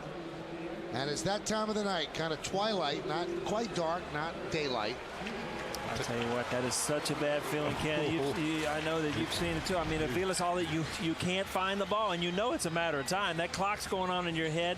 What a heads-up play by Betancourt. And those are the plays as a manager. You look out there and you say, you know what? That's just a heads-up play by a guy who knows how to play baseball. Yeah, but if that is in the outfield, the outfielders do not have enough time to get over and help the other guy. No. We look like fools out there because the ball's dropping and the people are booing. And how can you not see it? The guys in the stands saw it. How can you not see it? It's the only guy in the ballpark didn't see it. It happens. You ever get hit in the mug? You know what? I did in New Britain, Connecticut. I dove for a ball. It hit me in right center. The ball ended up in left center. Hit me right on top of the head. It went to left center? Yeah, I act like I was hurt. Hurt my feelings and everything. That was the Eastern League, yeah. Yep. New Britain, Connecticut. I missed that league. I heard it was a pitcher's league. Yeah, I wasn't a big fan of the Eastern League. I know why now. That's right. Must have bad lights. I remember that play like it was yesterday. How can that happen? I did my AA time in the Texas League. I'm just glad they didn't have YouTube back then. Every game was 200 degrees. We played in Amarillo, and the stockyards were right behind the outfield fence. And when the wind blew a certain way, you knew the stockyards were back there. Well, he's playing catch with Butler, much to the annoyance of the crowd.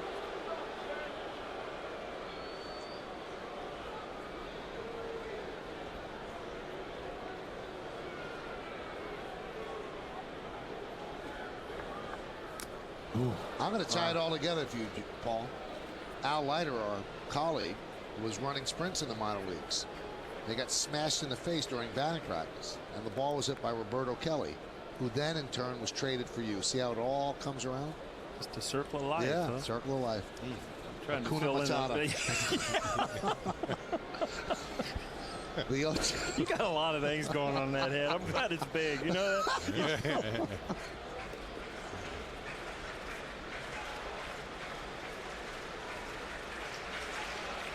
I'll tell you what, these pitchers got to just feel like they're never getting off the mound. They're never getting out of trouble. Guys are just digging in up there. It's just one of those nights.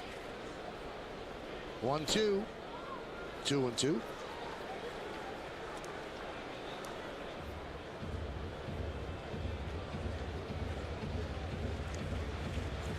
Derek is 2 for 2. Infield single in the hole on the right side, scored in the first, then an inside the park home run off the glove of De Jesus in center. That came in the third. Derek's 9th home run of the year.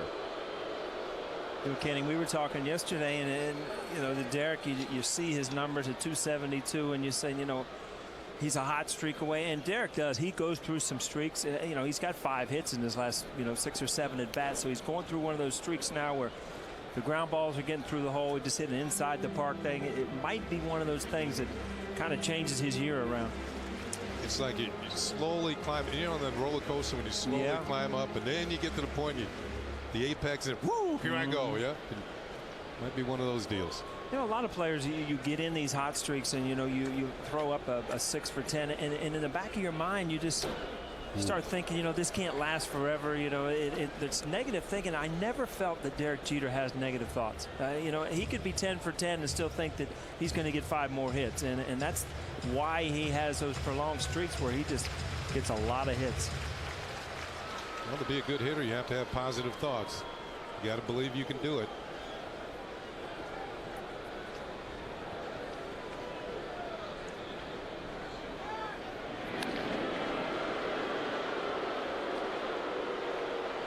Have those nights anywhere you just don't feel good at the plate. You're 0 for 4, and if you got a 5th at bat up, you're on deck, you're like, you know what, let's just go tomorrow. G was always the guy running up and down the lineup, There's a ground ball, tough hop. Betamit comes up with it. There's one. Not in time on the return. He was a guy that was 0 for 4 and hoping we got a rally going just so he'd get another at bat because he knew he was going to get a hit. And I'd look at Tino in the dugout and like, you know, why? It just had a lot of confidence. Tough hop right there, Betamit. Not quick enough to turn 2 with Jeet, but good solid play.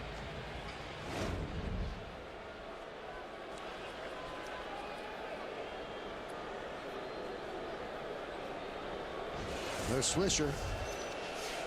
Swisher's had a couple of good swings tonight. He just doesn't have anything to show for it yet. A fly out and a ground out. I get the feeling he's going to get into one pretty soon here. And he does. Wraps a base hit to left field. Amazing working with this guy, isn't it, Mike? He's the best. You can see it coming. And Swisher just missed it. Got underneath one in the first inning and hit the ball hard his second time up in this one. He just got to find a hole. Everybody else has been, so he gets himself a hit. You know, the funny thing is, I mean, the Kansas City Royals are used to playing games like this. I mean, we've said it many times. They're leading the league and leading baseball in hits, so it's not an offensive problem. If you're leading the league in hitting and you still have a losing record, chances are your pitching's not doing very well either. And there's a strike to Teixeira. Teixeira is 2 for 2. He's 14 for his last 29. And he has the average now up to 260. Foul back. Lifetime against Chen, 9 for 13 with 6 home runs. It's funny, this is his third at bat. He's probably taken 3, 4, 5 swings today, and every one of them looked like he's been. That's the first pitch all night that Chen looks like he kind of mixed him up. He got in on him a little bit on that pitch.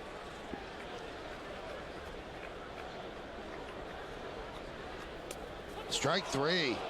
And he is down looking, so Chen gets a big out. No runs, 2 hits, no errors, and 2 men left on base. We played 4 here at the stadium. A lot of offense. There's oil out there we've got to capture. My job is to hunt it down. I'm Fred Lamont, and I'm in charge of BP's efforts to remove oil from these waters. BP has taken full responsibility for the cleanup, and that includes keeping you informed. Every morning, over 50 spotter planes and helicopters take off and search for the oil. We use satellite images, infrared and thermal photography to map and target the oil. Then the boats go to work. Almost 6,000 vessels. These are thousands of local shrimp and fishing boats organized into task forces and strike teams, plus specialized skimmers from around the world. We've skimmed over 27 million gallons of oil water mixture and removed millions more with other methods. We've set out more than 8 million feet of boom to protect the shoreline. I grew up on the Gulf Coast, and I love these waters. We can't keep all the oil from coming ashore, but I'm going to do everything I can to stop it. And we'll be here as long as it takes to clean up the Gulf. Every carton of delicious Turkey Hill Bronx Bomber Sundae and Pinstripe Brownie Blast is a chance to win Yankees tickets. Brain freeze. Bring in the closer. So get into the game with Turkey Hill, official ice cream of the New York Yankees. In every friendly little competition, Right behind you. there's a winner and a loser. A runner-up, second best, the one who fell a bit short. Thank you. Our friends at BMW know exactly how this feels.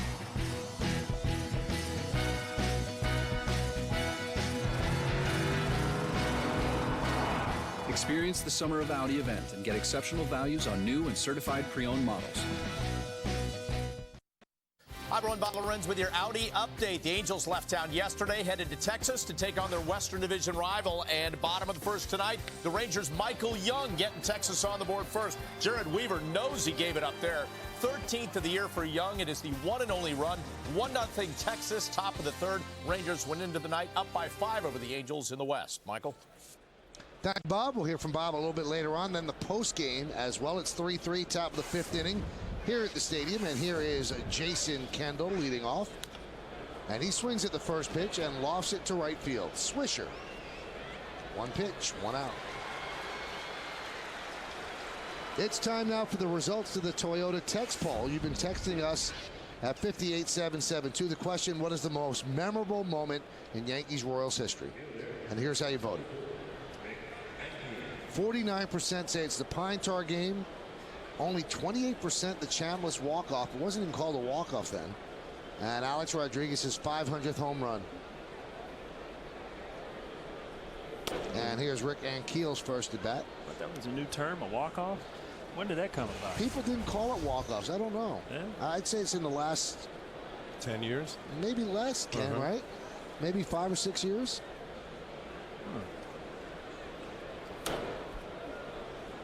Now, Ankiel replaced De Jesus, and De Jesus suffered a strained right shoulder.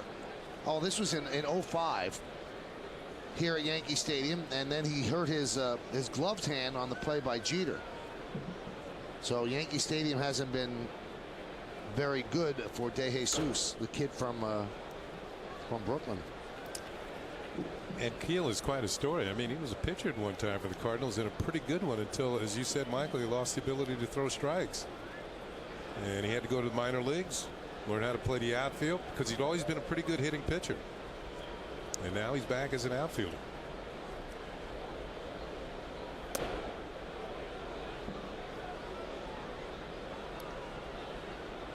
Makes pitching tough, doesn't it? You lose the ability to throw strikes, huh? Well, that's happened to some other pitchers. Yeah. Steve Blass. I think there was another pitcher of note that just all of a sudden. And Blass. He was a closer, right? I mean, no, he was a starter. Yeah, with Pittsburgh. I mean, big name pitcher, though. Yeah, he won the 7th game of World Series. And what happened was that he eventually quit because he felt he was going to hurt a hitter because he couldn't throw strikes, and he went upstairs and been broadcasting for the Pittsburgh Pirates ever since.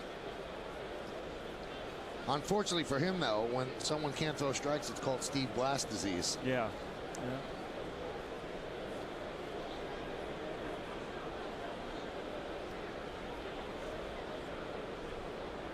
And now when players get mad and like they hit the water cooler, they say he went O'Neill. He went O'Neill.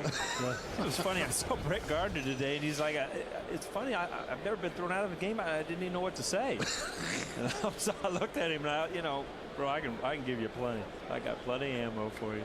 But hey, you really, I asked him what he said. He told me, and he had no right to get thrown out. He didn't say a magic word. No. Anything. But there is a rule. You're not allowed to argue.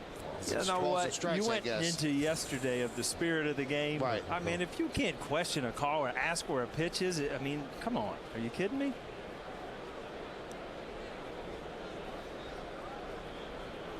How many times you get thrown out, Paul? You remember? No, but it was more than once. I know that. But I mean, you look at Brett Gardner there. I mean, he's a gritty kind of player. He battles at the plate.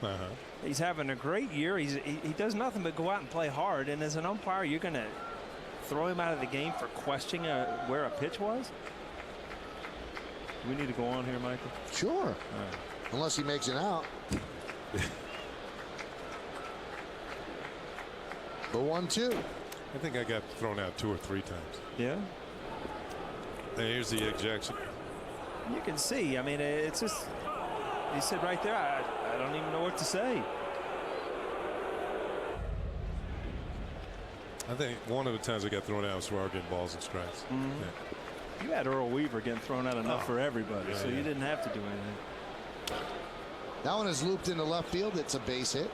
He used to give a speech every spring saying, I don't want you guys getting thrown out of games because let me do it. Because I'm not the I'm not the one who's going to hit the home runs to win the ball game. So I tried to stay in games, but I got thrown out for balls and strikes. I think fighting once, maybe twice. Yeah. That wasn't my fault either. It never is. Now our colleague Jack Curry just texted me. He said he looked it up in the new baseball dictionary, and Dennis Eckersley is credited with coining the phrase walk-off. He said it for the first time in 1993. And he probably called it a walk-off piece. And he gave up one of the biggest walk-offs of all time to Kirk Gibson. Maybe that's what the night it was coined. I don't know. Was that 93? No, I think it was 91. 91? Okay. No, that was 88. 88. I'm sorry.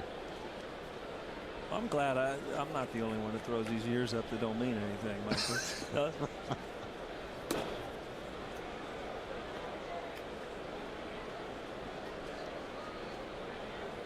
Here's a scouting report on Jose Guillen, who's a pretty good veteran hitter. He's this year he's hit 7 home runs with 2 outs in an inning, and there's 2 outs in an inning right now. We hope that is passed and out of his system. 328 his last 32 games, and this guy has been around the block.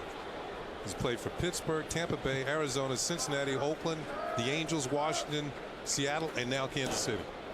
We saw in the first inning he doesn't get around the block very quick. Yeah. I think he's got a foot problem or a hamstring problem or something, but you know, he still swings the bat. Obviously, you're going to use him in the DH role, but a lot of times he's been traded because he didn't get along with the people on his team. But he's always had enough talent that somebody else is willing to take him. He looks like he's limping a little bit going down to first. So a walk to Guillen, and that's going to bring up Wilson Betemit. 7 home runs with 2 outs in an inning. That gives your team a boost. yeah, that's kind of a mindset. You get up for 2 outs, and especially with no man on, you know, you're looking for a pitch to try to drive out of the ballpark if you're a power hitter, and if you're playing for a team that, you know, pretty much down in the standings. I mean, it's a kind of gives you this the will to go up there and swing for the fences. Here's Betemit, who is 1 for 2, and he also might have become a starter tonight with the trade that the Royals made. And now Dave Island comes out to talk with CC. Callaspo had become the everyday third baseman, but with the trade of Callaspo to the Los Angeles Angels, Betemit might move in there at third, get more time. And we talked about Sean O'Sullivan, who might have a chance to pitch here on Sunday against the Yankees. And then Will Smith, who's between movies. I didn't even know he was left-handed. I didn't either. I thought he was a righty. So far this year, Betemit is 6 for 15 with runners in scoring position. Talked about how in Betemit's first game as a Yankee, he hit a homer first at bat as a Yankee. He was even better with the Royals. He homered from both sides of the plate in his first game as a Royal.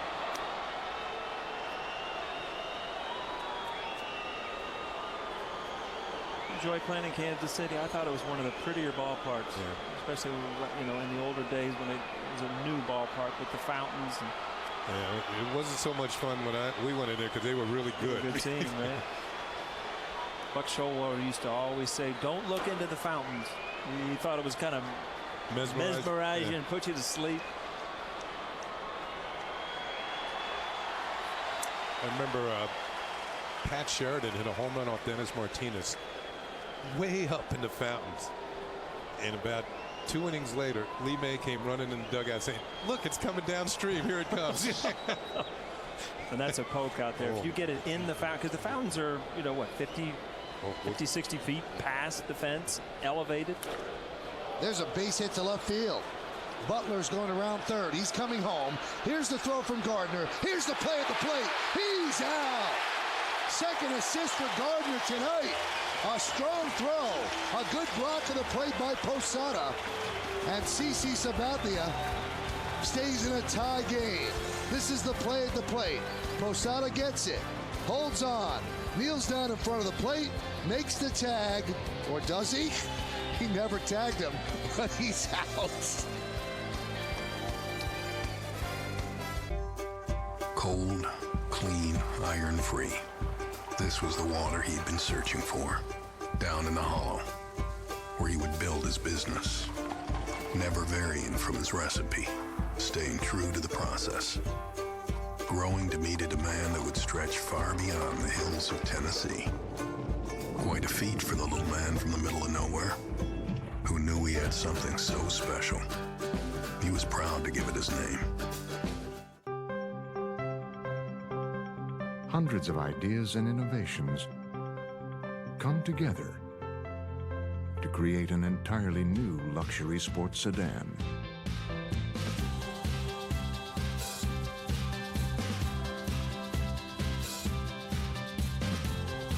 Introducing our best BMW 5 Series yet.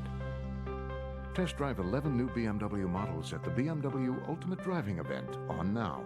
Hey, gorgeous day, huh? What's up? What is that? That's so weird. What?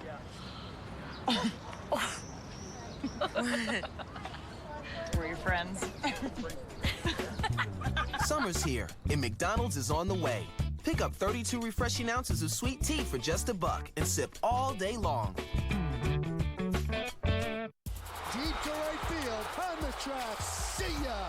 A grand slam for Robinson Cano. Tomorrow, Cano looks to keep the second half hot and lead the Yanks to victory over the Royals in Game 2 of 4 from the Bronx. Royals, Yankees. Complete coverage starts tomorrow night at 6 with batting practice today. Only on Yes. Yankees Baseball on Yes, brought to you in part by your local Lexus dealer, by Blimpie, America's Sub Shop, and by Jack Daniel's Tennessee Whiskey. Please, drink responsibly. Well, quite a sell job by Jorge Posada. It was a great throw by Brett Gardner. Came up throwing. Check this out, though. Jorge never tagged the base runner. Ever. Wow.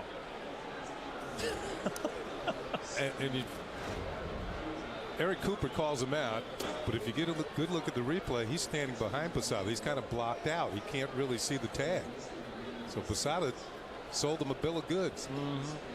And also, if you watch that tag closely, Posada tagged himself. He tagged his right thigh. Pitch is outside. See, here's Eric Cooper, and he's kind of blocked out. He can't see if there's a tag or not. The 1-1. Still a really good throw by Gardner. What made that a good throw is he stays on top of the ball, and there's no, you see, yes, Mo, he's still really safe. The thing is, it's a good throw because there's no tail on it. He didn't short hop him. And as an outfielder, your only job is to give the catcher a good ball to receive. And Gardner did that by getting to the ball quick, staying on top of the ball, and getting that good four-seam carry on the ball.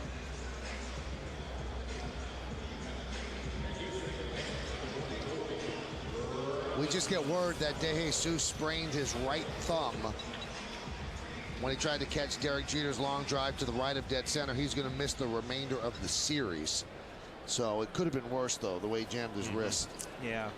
Let's hope that's all it is, because it looked worse than that. But there's a kid that's battled and played well this year. That one is lined to right field, and Bloomquist's going to play it on a hop, so a base hit there for Cano. Tremendous effort by De Jesus.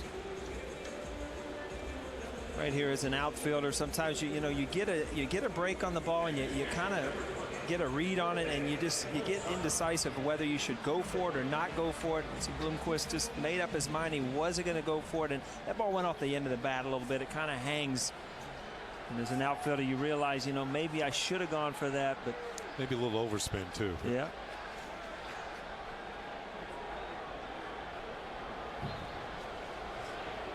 Here's Posada. Count 1-0.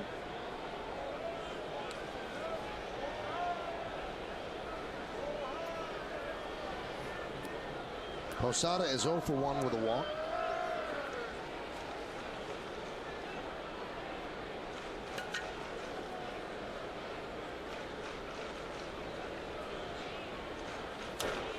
Line down the left field line. It is a base hit.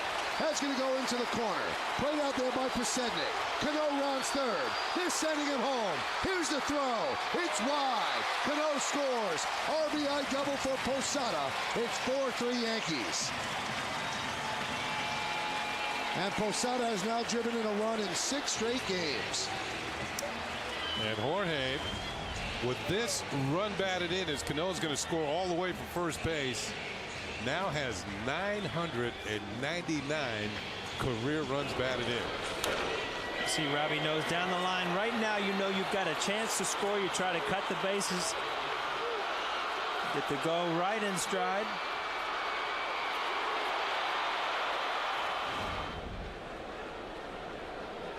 There's Marcus Timms. That looks so easy on TV, doesn't it? Scoring from first base. Betancourt has a strong arm, but the throw is offline as Kendall has to come away from home plate. Did you just score on that ball, Michael? No. No? I might have gotten a second. Yeah. The 1-0. Fouled away. To paraphrase the old-timey Lasorda line, I would finish third in a race with a pregnant woman.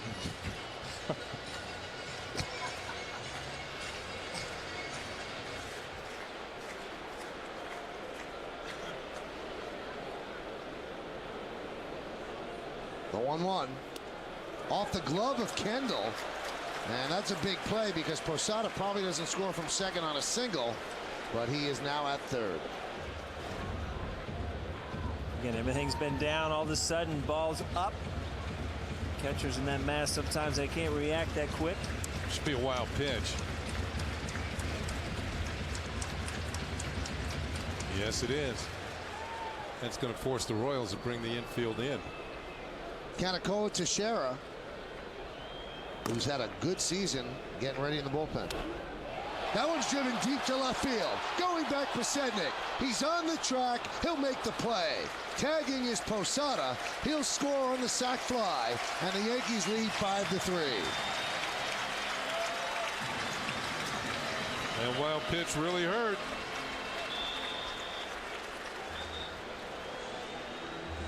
You know, again, as a hitter, you get a wild pitch, you get a guy on third base. Now you have an opportunity to step out of the box, you know, kind of regain your thoughts on what your job is now, and it's to drive the ball into the outfield. Completely different at bat with a man on third than a man on second. Takes a little pressure off, you know. Oh, it's a great, you know, position to be in, especially against Chen, who's struggling to, you know, to get outs. You know you're going to get a pitch to hit. There's a ground ball to first. Butler flips to Chen, and he beats Granderson to the bag. Yankees take the lead. 2 runs on 2 hits, and nobody left. We played 5 at 5-3 Bombers.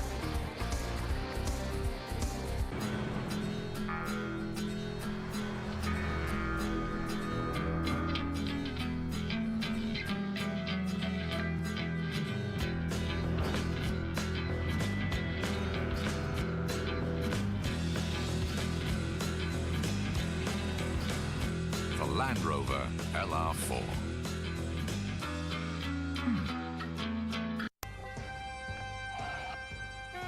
Oh no! The movers are here! And we're not ready! Where's the third mover? Ben-Hur Movers give you free binding estimates for hassle-free moving on big and small jobs. Insured careful packing. Crating. Local and long distance. 24 hours a day, 7 days a week.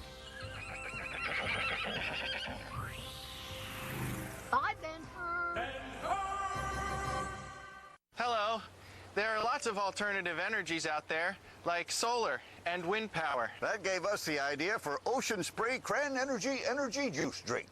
It's a better-for-you energy drink because it's made with the great-tasting goodness of real cranberry. And we added green tea for extra energy.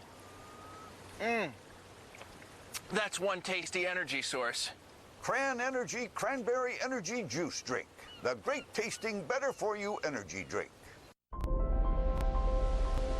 There are over 358 million trillion gallons of water on Earth. But not all water is created equal. Only 1/1000,000,000% is filtered naturally beneath the Earth, with a distinct balance of minerals, and emerges crisp and refreshing enough to be called Poland Spring. Poland Spring 100% natural spring water, born better. Tops Attacks every Sunday only on Yes. Yeah. We go to the 6th inning, and the Yankees have now taken a 5-3 lead, and CC Sabathia has given up 10 hits to the Royals in 5 innings. Mike Aviles has 2 of them. He leads off. Pitch is low, 1-0.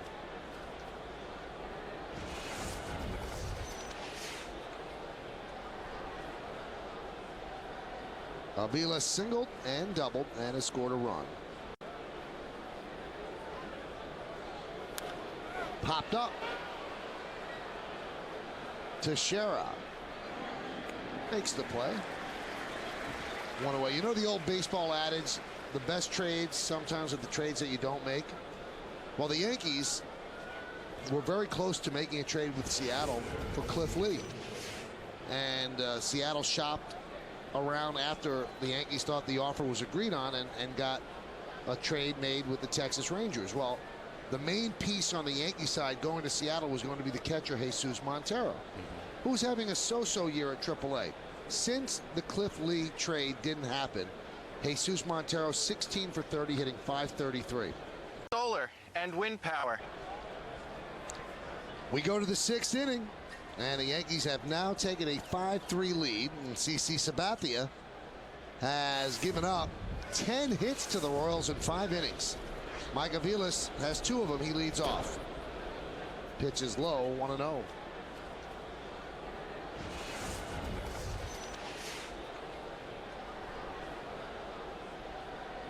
Aviles singled and doubled and has scored a run.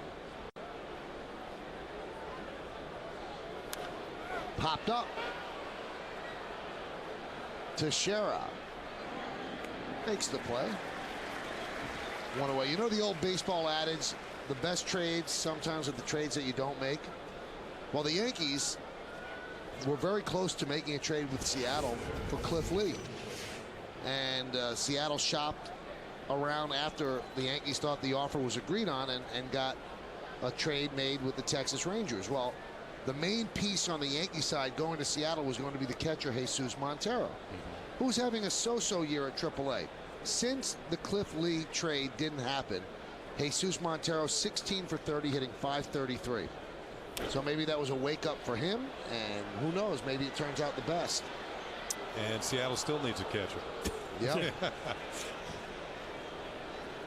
And if you want to narrow it down, last week Montero hit .485 with 4 homers and 9 ribbies. That's in the last 10 games. 4 homers in 10 games? We saw him a little bit in spring training. Big kid. He can hit. Yep. And the only question, can he catch every day in the big leagues? And that's one place the Yankees have a lot of talent in their system. They have a lot of good young catchers. Austin Romine, Gary Sanchez, the 0-1. Francisco Cervelli. And Cliff Lee started that first game of that Texas Anaheim series, right? He's pitching tonight, yeah. 1-0 game in the 4th.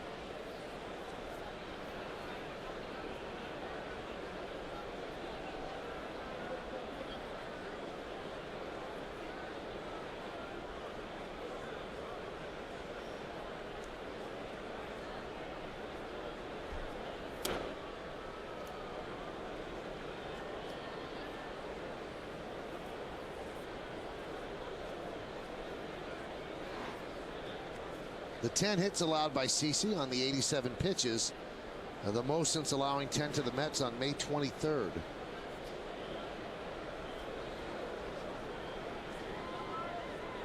And he deals. Lined into right center field. Now it's 11 hits. Granderson cuts the ball off, but Bloomquist is going for 2. He's going to make it. That was a pretty good throw by Granderson, but Bloomquist thinking double all the way. Well, Sabathia on the mound tonight. Tomorrow's starting pitchers brought to you by Fios TV, Internet, and Phone. This is Beyond Cable. This is Fios. Brian Bannister throws a little bit of this, a little bit of that. 7 and 8, 5.65. A.J. Burnett trying to bounce back from his rough start on Saturday against Tampa Bay. 7 and 8, 4.99. We'll start our coverage at 6 with the BP show. Take it right up until the end of the game. First pitch is right around 7:07, 7:08. Dave Island's been working closely with A.J. Burnett. Now here's Yuniesky Betancourt.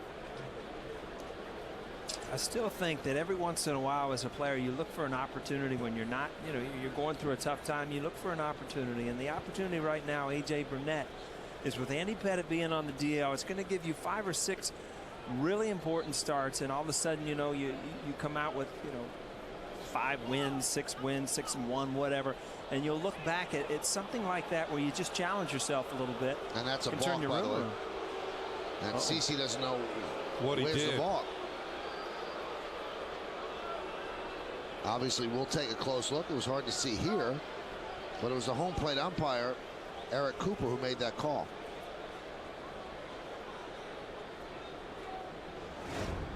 Let's see. He's staring down Bloomquist at second. Why is that a balk? You say it's a balk. Why is it a balk? Did he separate his hands before he actually stepped off the rubber? That's the only thing I can think of. Bloomquist, a couple looks at him. That didn't look like it. Huh? You know, we went over yesterday why, you know, if we went through the whole rule book, a lot of players don't know all the rules. The balk has got to be the most indecisive call scientifically in baseball. Do you agree? It's like the foul underneath the basket, you know. And that one gets away from Posada, but Bloomquist stays right there. You know what's weird about that call, though? Eric Cooper made the call, and he was blocked out from the hand. And the crew chief is the second base umpire, Mike Riley, and he never moved. Cooper's been blocked out all night. We already saw that. Again, I don't know the balk here, Kenny. Can you see it? Watch his legs. Does his legs move? It's going to have to be an explanation after the contest.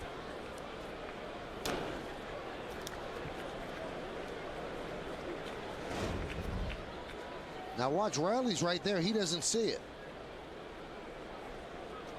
Maybe that front leg bent a little bit.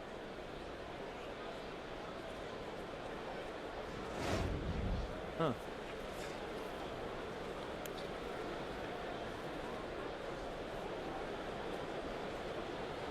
He goes to third. The 1-1. Foul. Tell you what, the foul balls are even hard tonight. Line drive fans better start ducking. I mean, you just see both sides going out. It's one of those nights where everybody's comfortable. And, you know, you're looking at CC. I mean, he's rare at back. He's throwing some fastballs at 96. These guys are just putting together good at bats. They could really use a strikeout here. Keep that runner nailed at third. Swing and a miss. He got the strikeout. And Posada throws it away. And Bloomquist will come home. And Posednik will reach second. Why would Posada give out the sure out and go to third to try to get that out?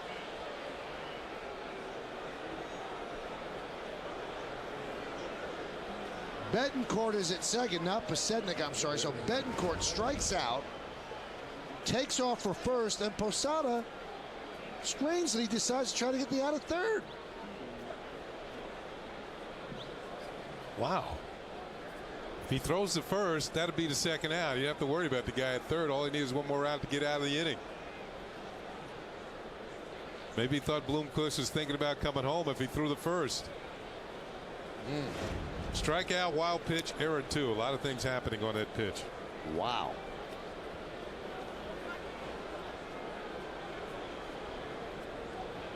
This is one odd game. Now Posednik with a 1-0 count. Kenny, I'm looking over. You got the white out. Yes. That play right there brought the white out, didn't it? From the scorebook. Didn't expect that.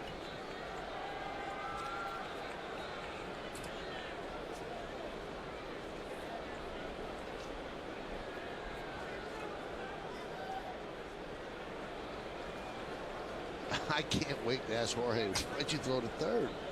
I mean, sometimes reaction plays. You of course, he's been in the game long enough that, you know, we probably would never do it again. But, you know, you just react. You do things. Sometimes you just make wrong, quick decisions. And it's not the first player to ever make a mistake. But, you know, as a manager, you see Joe just scratching your head. You just, you know, sometimes out on the field, Kenny, help me here. You just make mistakes. Yeah, you do. Poor decisions, but you really don't expect it from veteran players. Right. Swing and a miss. And Posednik down on strikes. See a couple good breaking balls from CC to get some strikeouts, and he's gone with a hard fastball last inning. This inning, when he needed a couple strikeouts, he got ahead in the count and then went to the breaking ball out of the strike zone. I mean, that was the pitch the Royals were laying off of early in the game, but now with, you know, runners in scoring position, they've been going after it.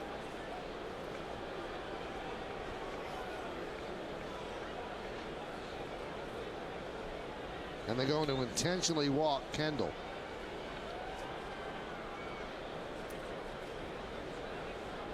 And they'll take their chances with Rick Ankiel.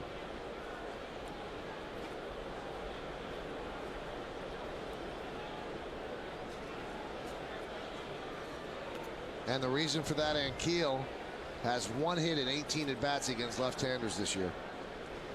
Just came off the DL today.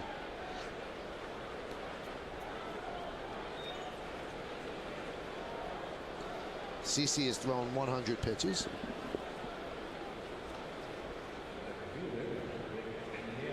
Very odd outing for the Yankee left-hander, trying to pick up his 13th win.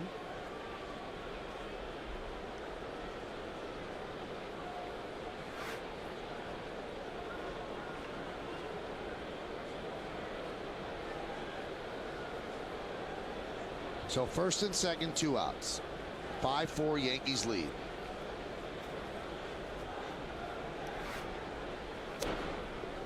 And he drops a breaking ball in there for a strike.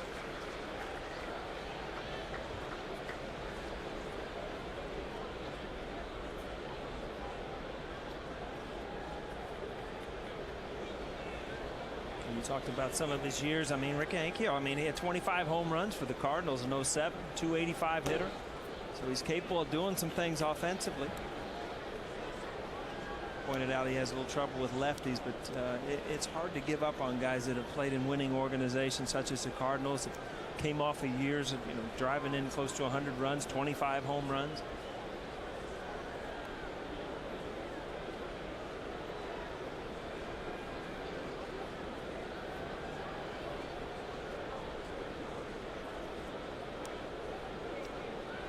The 1-1. Fouled away, 1-2. You can tell that he's looking for that fastball from the lefty. It'll probably be the last one he sees in this count, but that ball was out of way. Pretty good pitch to hit.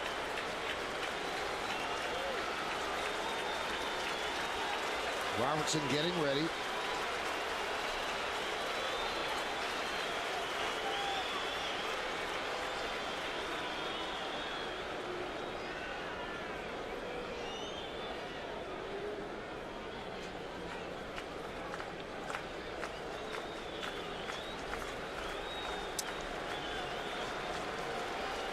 Ankiel entered the game in the 3rd inning for the injured David DeJesus. That's why it's lefty-lefty here.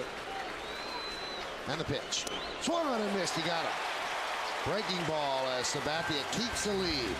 1 run, 1 hit, 1 error, and 2 men left. 5-4 Yankees. Time now for a message from our friends at the Fox Business Network. New York Yankees.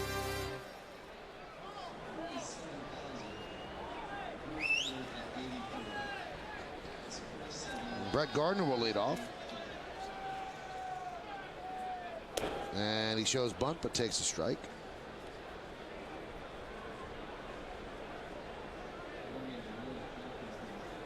Don't see anybody warming up for the Yankees, so that would kind of tell you that CC's going to go at least 1 more inning. The 0-1. Again he shows bunt but pulls back, 1-1. It has been a struggle for Sabathia, but he still holds a 5-4 lead. The 1-1. And if he can hold on to the lead and the Yankees get the win, you would say that they don't all have to be pretty. They just have to be wins. You know, just for professional performance and another win. You know. CC's at 104 pitches, the 2-1. And this time he does bunt. He had that in his mind, and he gets thrown out. Tomorrow, July 23rd, the Yankees take on the Royals, and it's insulated can holder night. The first 18,000 fans in attendance are going to receive a Yankees insulated can holder, courtesy of the Pepsi Refresh Project. And fans, log on to MLB.com/Pepsi Refresh and vote for the Yankees Pepsi Refresh Project idea as the Yankees try to win a $200,000 grant for Out to Play. Michael, you said it. I mean, Brett Gardner looked like he was going to try to bunt that at bat, but Chen threw that ball way inside, and I think it kind of surprised him, and he put it in play.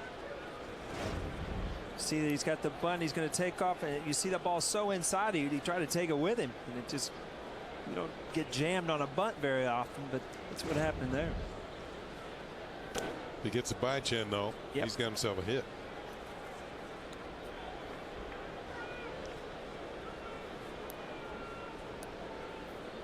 Got a little bit of trivia for you guys. See these two guys? Kendall and Jeter. You know what they have in common?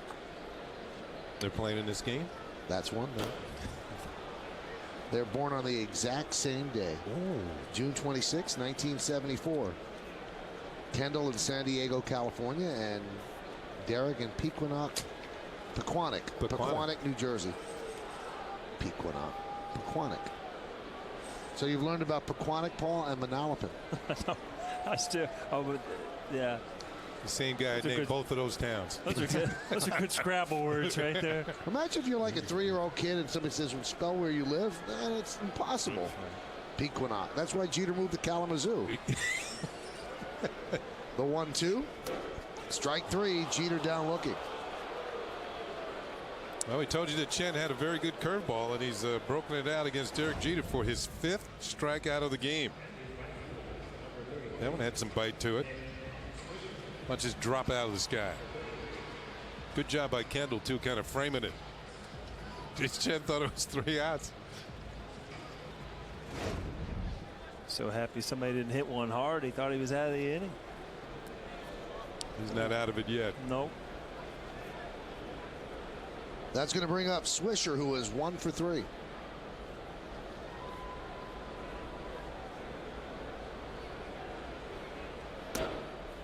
And a strike.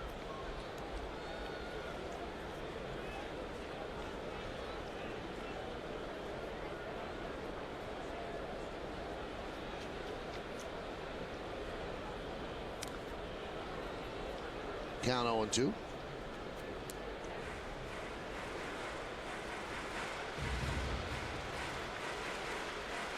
Kevin Long enjoying this. Good swings all night by a lot of his players.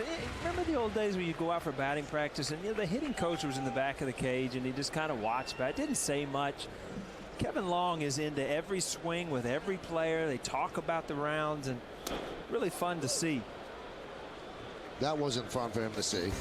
As Swisher swings and misses in a 1-2-3 inning for Bruce Chen. We go to the 7th in a wild game. Yankees lead 5-4. Well, we go to the 7th inning here at the stadium on the Verizon Wireless scoreboard. Yankees lead the Royals 5-4, beginning of a 4-game set. And Billy Butler will start it off against CC Sabathia.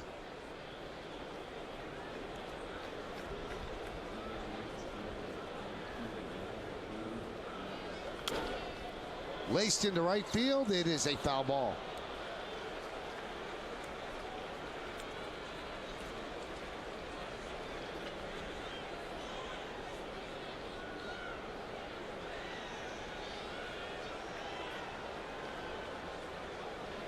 An odd start for CC, considering in his last 9, 8-0, 2.03.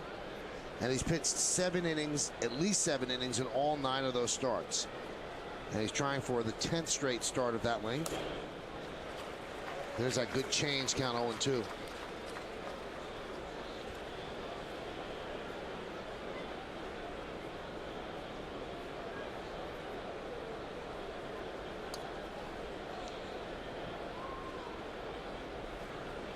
Four, 5, and 6 in KC's order. The 0-2. Swing and a miss. Got him. I tell you.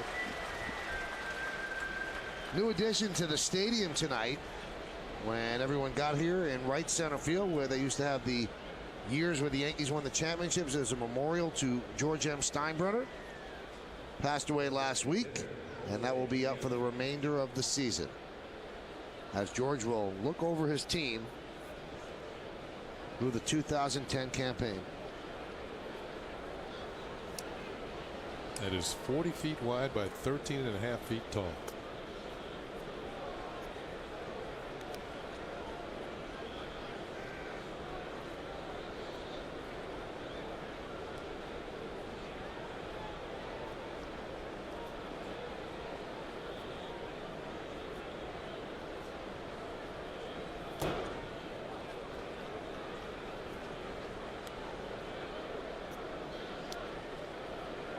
Mentioned CC going for the 10th straight start of at least 7 innings. That's saving a bullpen.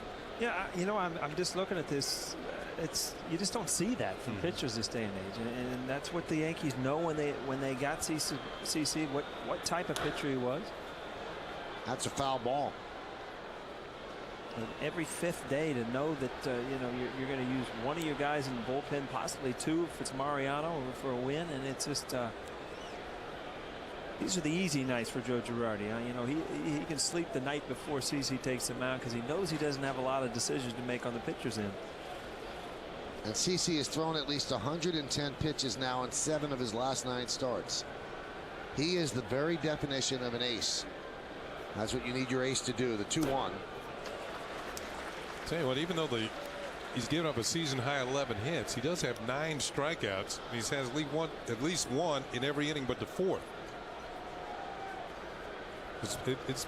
That's kind of an odd way of overpowering them, but still getting hit pretty hard.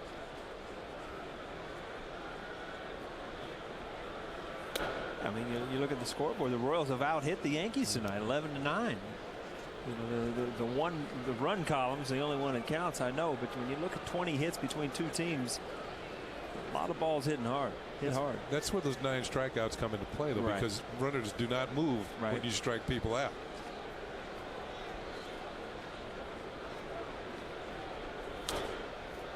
High fly ball down the left field line, giving Chase Swisher on the run. That'll make the seats.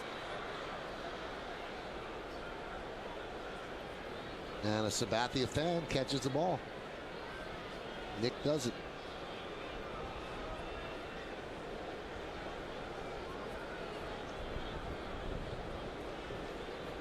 Ian, the one batter that scares your power-wise in the Royals lineup with 15.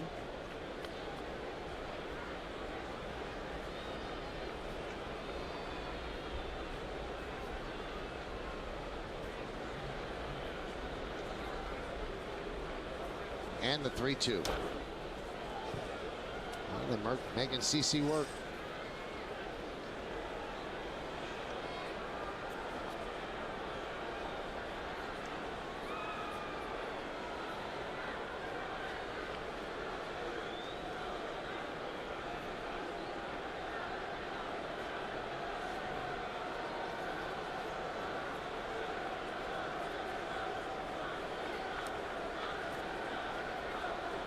Three-2.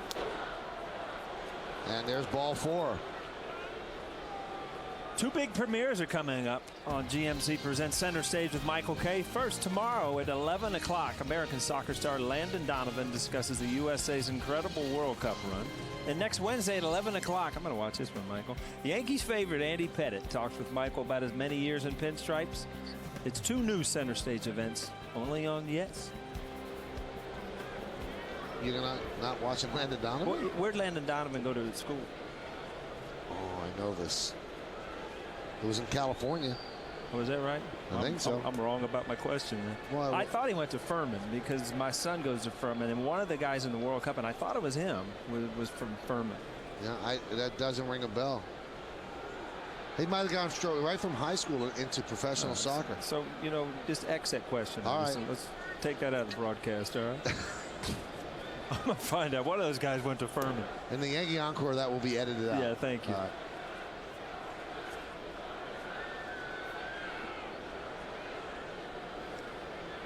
So, I mean, you've known Andy Pettit for a long time. Right.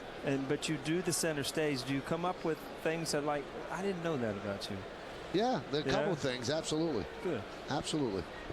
And he's a great guy, so. Nice guy you want to sit down and talk to for over an hour. Are people allowed to ask you questions during the center stages? No one's allowed to even look at me. I don't allow people to look at me. They didn't even let me. I walked in for the thing, and here comes Michael K. escorted out. I had to sit there in the rag chair, and he came out in the lazy boy. They had the fans on him, just fanning him? Yeah. By the way, Paul, Clint Dempsey went to Furman. Okay. I knew it was one of them.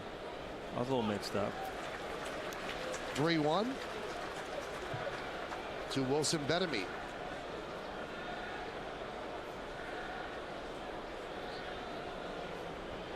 Well, they've got his pitch count up there. He's about to throw his 120th pitch.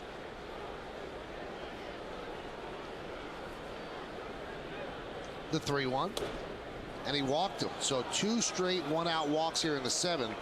And you don't know how much longer they can stay. Well, they aren't going to stay with CC Sabathia. Got a couple of right-handed hitters make that 3 in a row coming up. Well, CC does not give them 7 innings. And he gave Joe Girardi a lot of agita today. He's turning over a lead. But that was a struggle right from the start for Sabathia. He gets a nice hand from a crowd of over 47,000. Yankees will call on their right-hander David Robertson to try to get out of this mess.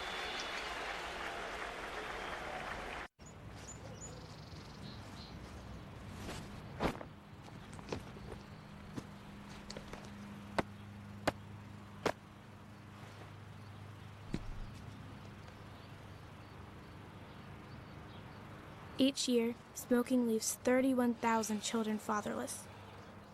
Don't miss a moment. Quit smoking today. For help quitting, talk to your doctor or visit www.nysmokefree.com. Want to learn how to play golf? Play with old guys. These raisins put it down the middle every time. Pipe it, baby. Hold this. They used to take our money, but ever since Terry here slowed down my swing, I've adjusted to a more mature game. And I'm taking back some of that cheese. 156. Oh, yeah. What would you do for a Klondike Neapolitan bar? That's right. We said Neapolitan. What would you do for a Klondike? Tomorrow, the Yankees play Game 2 of this 4-game set with the Royals. Complete coverage starts at 6 with batting practice today, presented by Audi, and the Tri-State Ford pregame follows that. Then, Ken, Paul, and I are back with the call. Royals-Yankees tomorrow at 6, only on Yes. And now David Robertson will come on to face Mike Aviles with runners on first and second and 1 out. And the fastball is way high. And Joe Girardi has to make the call to the bullpen, brought to you by AT&T Rethink Possible. Those are the numbers on Robertson as his ERA continues to drop. He threw 24 pitches yesterday when he came on in relief of Javier Vasquez, so now going back-to-back. And a strike. Now that 120 that CC threw, that's the most since he threw 123 last August 8th against Boston. Aviles 2 for 3 against Sabathia. Single, a double, a run scored. There's a strike. Interesting to ask CC tomorrow, though. You know, a couple innings, he looked like he had a good curveball. You know, he had a pretty good fastball all night. You know, do you feel like you weren't hitting spots, or these guys were just having good at bats and made you, you know, work counts, 120 pitches? They started hitting right from the first inning. Yeah, 11 hits. They had 4 hits in the first inning against them. 93-mile-an-hour fastball fouled away.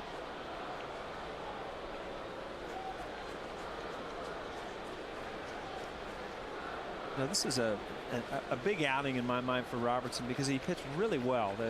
The game that Joe had to use the bullpen when Andy got hurt.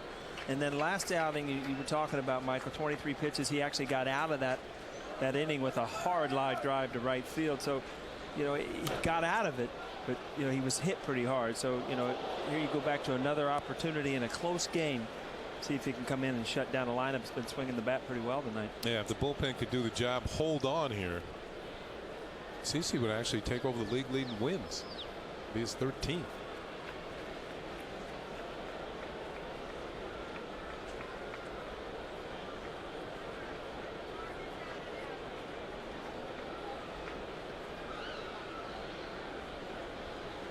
The 1-2 spoiled that one. He's putting on a tough at bat, isn't he? You know, these kids are, and I don't know if you go to Kevin Seitzer or if you go to the organization or what, but a lot of them seem to have the same approach. He's making a hitting coach smile, spoiling some tough pitches. As a manager and as a hitting coach, all you want to see is your players go up there with an idea and stick with it. Battle. Don't just give up in the middle of a count because you're down or what. You just keep battling, keep swinging until you get a pitch. Put it in play hard. And that one's put into play. Popped up to Teixeira for the second out. So a big out for Robertson. Now he has to deal with Willie Bloomquist.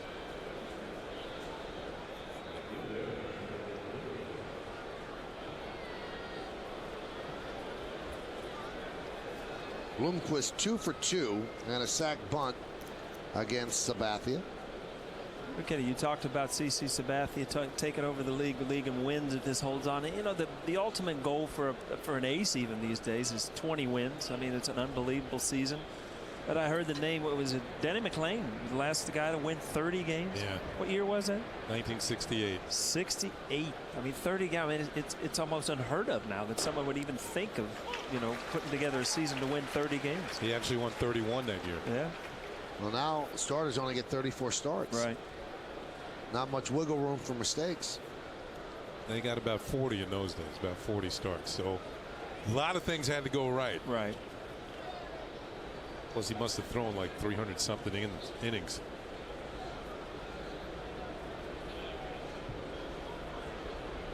The 0-1. 0-2. He wasn't. Was he the ace on this? I mean, obviously he was that year, but wasn't Mickey Lolich the true ace on that staff? He was in the World Series. Yeah. He won 3 games in the series. Right.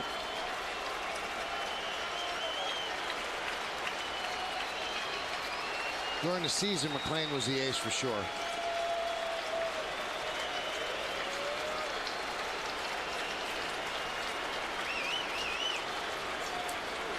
And the 0-2. Tried the breaking ball, missed inside. Yeah, he threw 336 innings that year. Wow. Well, we were reading the introductions on the field, John Sterling and I, during Old Timers Day.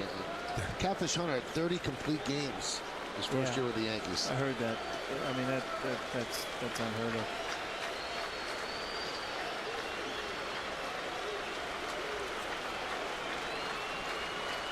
And the 1-2. He struck him out. Posada almost threw the ball away, and they just get the hustling Bloomquist. Posada tried to loop the ball over the head of Bloomquist, and Teixeira had to go up to get it and then step on the bag for the final out. This could have been disastrous, but a nice play by Teixeira. No runs, no hits, no errors, and 2 men left on base at the end of 6 1/2. Time for the 7th-inning stretch. That's just what Teixeira did. Yankees lead 5-4, but will stay right here to honor America in the Bronx. Thank you. Now, Kate, what a battle between these two today in St. Louis. Scoreless in the top of the 10th. Placido Polanco finally gets somebody on the board. A home run, a solo shot off Kyle McClellan. So the Phillies go on to win it 2-0. Great pitching from Adam Wainwright and Cole Hamels. They get nothing to show for it. Philly gets the win in a game, ironically, a pitcher's duel between the top 2 teams in the Roy Oswalt sweepstakes. See you on the postgame. Now back to the Bronx. Thank you, Robert. We will hear from you in the post-game show along with Kimberly Jones. We go to the bottom of the 7th inning, and Mark Teixeira saved a disastrous moment on the Verizon Wireless scoreboard at 5-4. Robinson Tejeda is the new pitcher, and Teixeira swings and misses. Boy, guys, Jorge Posada's having a very interesting game. That was dangerous. Quick feet. Good hands by Teixeira at first. 0-2. Pretty good numbers for Robinson Tejeda. Maybe save a few too many walks, but only 34 hits and 42 in the third innings, 39 strikeouts. Popped up. Betamete. Wynn took that one. There's one away. There is a little bit of a wind whip, and you can see the flags over the grandstand. They're blowing from home plate toward left field. Tonight's in-game box score for the Yankees, brought to you by McDonald's. There's 9 hits in there, 2 for Jeter, inside the park home run, 2 for Teixeira. Ground rule 2-run double, bloop double down the right field line for Alex. A double and a ribby for Posada. A ribby for Marcus Timms on a sac fly. And here is Alex Rodriguez, 2 home runs away from 600. Trying to become the 7th man to do that. And the pitch. 0-1.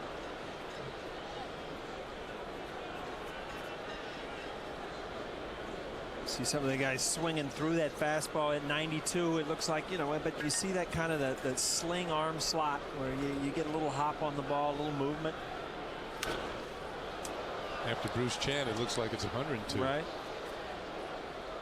of a sudden you see some different swings that we've been seeing all night. Kind of tells you the guy came out of the bullpen's got pretty good stuff. Yeah, it's definitely a different look for these Yankee hitters.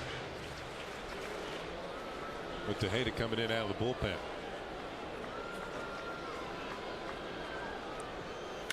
That one's driven deep to right field. Going back, Bloomquist. See ya! Home run number 599 for Alex Rodriguez. And the Yankees now lead by 2.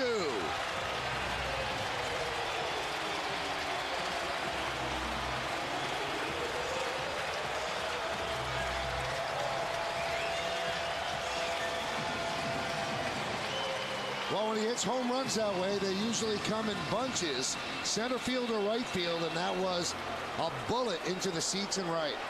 Well, the stage has been set now. It's when it's going to happen. 600 home runs, a huge, huge milestone. Obviously, he'll be the 7th guy, Michael. Is that right? 7th guy in history. 600 club. And you got to get 599 out of the way, and I just hope that you remember that he had a little problem getting to 500.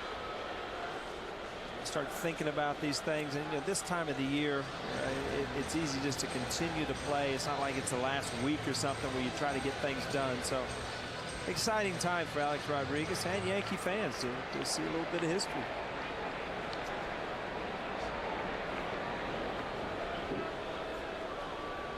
The 0-1. 0-2.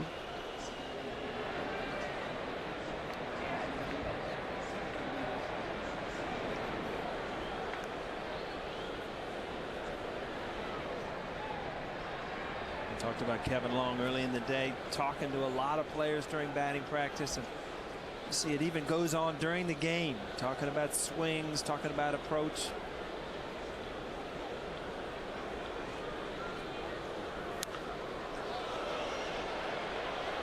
Now Alex, 1 hit away, or 1 home run away from 600. He's going to turn 35 on Tuesday. Now only 2 players have hit their 600th home run before turning 38.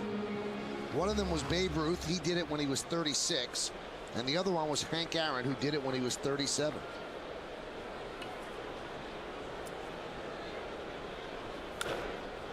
Grounder up the middle, backhanded by Aviles, and he gets Cano.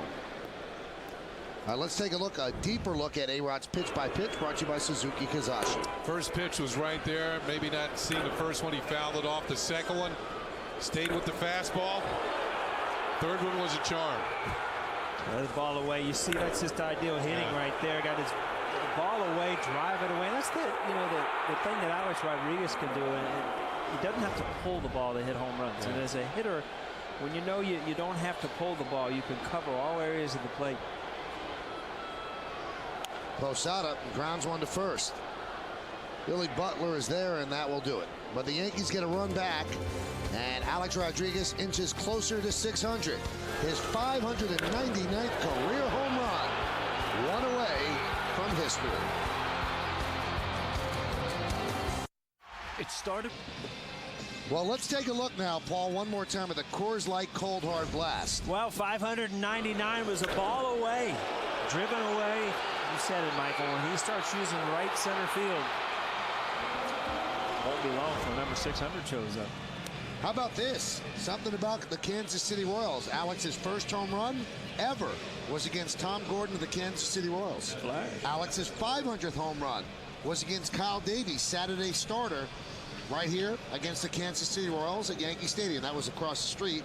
And now 599 against the Royals, and I'm sure he would like to take care of 600. Here's the first one, though, against Tom Gordon in an ugly hat. Yeah, I figure it was a curveball because Tom Gordon had a good one. That wasn't a good one. But it was officially at the Kingdom. Ballpark's gone. Not there anymore. Now, if you want to even foreshadow a little bit more, Yankees have a new pitcher. That's Jabba Chamberlain. Tomorrow's Royals starter is Brian Bannister, the 0-1. A-Rod is 4 for 7 against Bannister. 3 of the 4 have gone out of the ballpark. So it's all set up for Alex to get rid of that milestone and then just think about the team after that. Although he claims he doesn't think about home runs like that. He just wants to win. That one is driven deep to right field off the bat of Betancourt. Swisher on the track in front of the wall. He makes the play. Betancourt gave that a ride. Oh, this is the time of the year the balls carry a little bit more. You get that hot weather, hot summer weather. Is there a better time to hit when it gets hot and humid out there, Kenny? Well, you know, baseball is a summertime game. I'd rather be too hot than too cold. There's no doubt about it. Pine tar's a little stickier. Everything feels good. Jabba 45 strikeouts in 40 and a third innings. But Paul, you and I were talking yesterday that Jabba, he doesn't move right-handed hitters off the plate. That's why that ball's hit pretty well to right field. I think the whole league is getting on to the fact that keeps the ball away from right-handers, fastball, slider. Just look the outer third of the plate. And it's not like you have to come inside, but every once in a while just move somebody off the plate, and then it opens up the outside corner a little more. I think it's a difference of throwing strikes inside too. I mean, there's a big difference when you're hitting. The guy just busts you off the plate. It's like, all right, so what? You're not trying to throw a strike, but you throw a guy who throws you a strike on the inside corner, then it's in your head, and then you know you've got to cover both sides of the plate. And it seems easy. You look in there as a fan from the television prompt that, you know, outside, inside. It doesn't look like much, but when they start using both sides, it makes you lean out for that, like that, lean out for that one away, and you can't get to the one inside. Wow, that was a Mickey Rivers type of hit, or a more recent vintage Ichiro. All Posednik did was slap the ball towards short, and he beat it out for an infield single. That's one thing he can do. He can run. Boy, it looked like he was on the move. So Tony Fernandez, if you remember the old day, he used to kind of run out, fake bunt, and slap at it. And this is a good lesson for guys that have really, really good speed. It's not driving the ball in the gaps all the time. Use your strengths.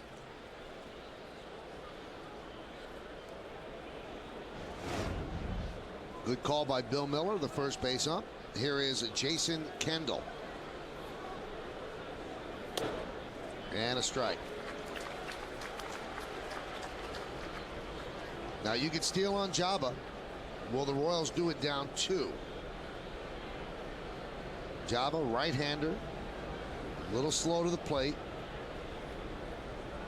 Sednick has a very good lead. Yeah, he's among the league leaders in stolen bases. In fact, the Royals are somewhere in the 50s in steals, 56, and Sednick has 25 of them. And again, he has that mitten-like device on his left hand. Looks like it's sort of like a plaster of Paris or something, and keeps his hand from his fingers from bending. I think it keeps that thumb from coming out, where, you know, a lot of times base stealers can hook that thumb around a base going in. The hands spread out. I think enough was said about base stealers. You look back at Ricky Henderson, how much it beats you up day in and day out, sliding into the bases head first. Boone Logan getting ready. Rick Ankiel is on deck. Lefty batter. Opponents are 5 for 5 in stolen base attempts against Chamberlain.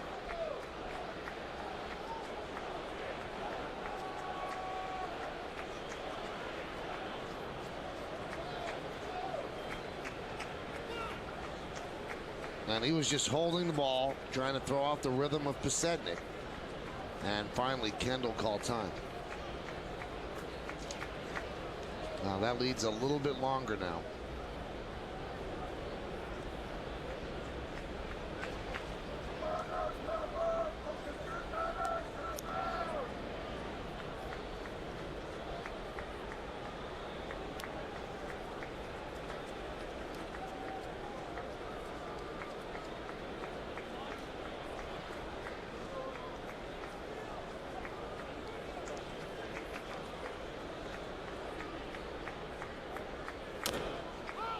Foul ball.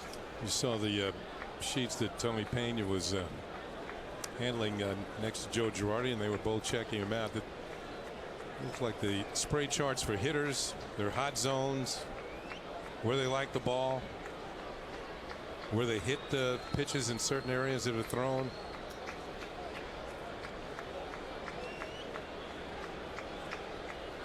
Ned Yost, Bob McClure. The wheels turning here in the eighth inning. Oh, yeah.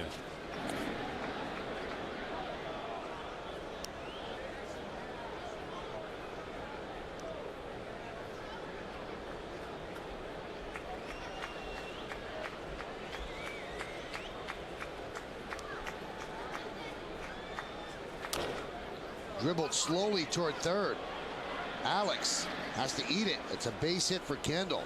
2 infield singles against Chamberlain. Well, don't miss the Yankees Rock On weekend today through Sunday. There will be great giveaways at each game, including appearances by select players in the Great Hall tomorrow from 5 until 5:30, and the 2009 trophy will be on display at Gate 2 for photo opportunities each day. Now, for special ticket promotions, log on to Yankees.com, visit the Yankee Stadium box office or all Ticketmaster locations. Rock on.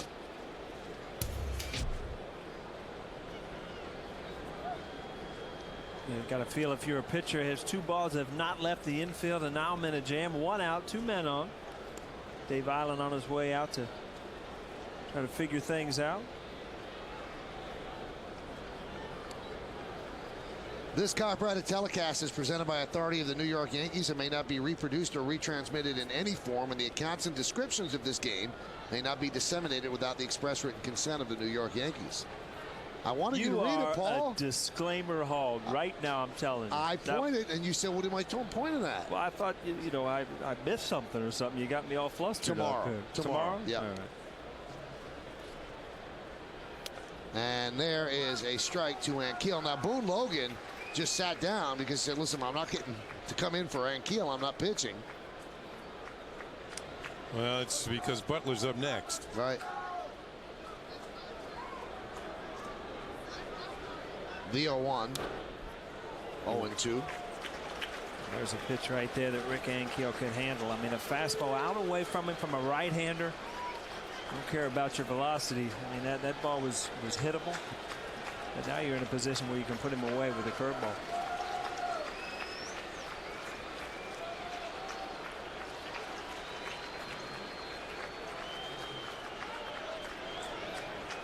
The 0-2.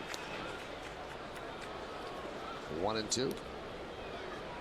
Again, if you're Jabba, you got to remember these guys do run. You got 2 base stealers on. Kendall on the back end of it. Obviously, he's got to read Pasednik, but there's one guy I hadn't forgotten.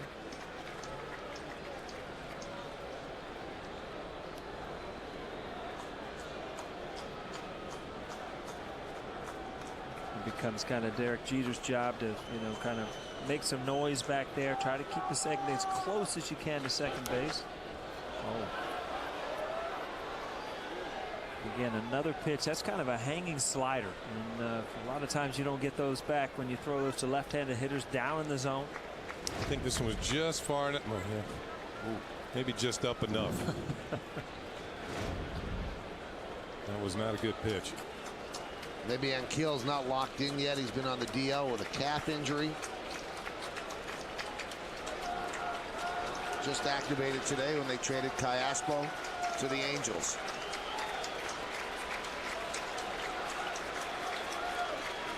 And the 1-2. Now it's 2-2. Got the Posada there keeping that ball out in front of him. And Pasetnik, and I was watching, was out on his front foot and trying to get that read. At second base, you get a much better read of where that ball. Sometimes at first base as a runner, you can't tell where it goes from the catcher if you have an opportunity to advance. But from second base, you can. Two managers talk about the wheels going. There's two guys who are trying to figure out what each other's teams are going to do.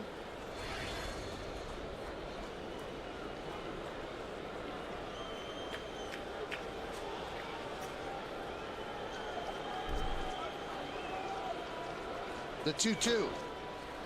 Grounded foul.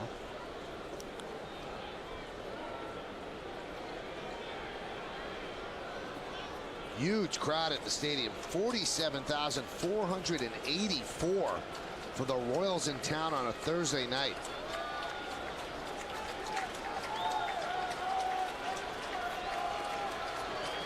The 2-2. And the count 3-2.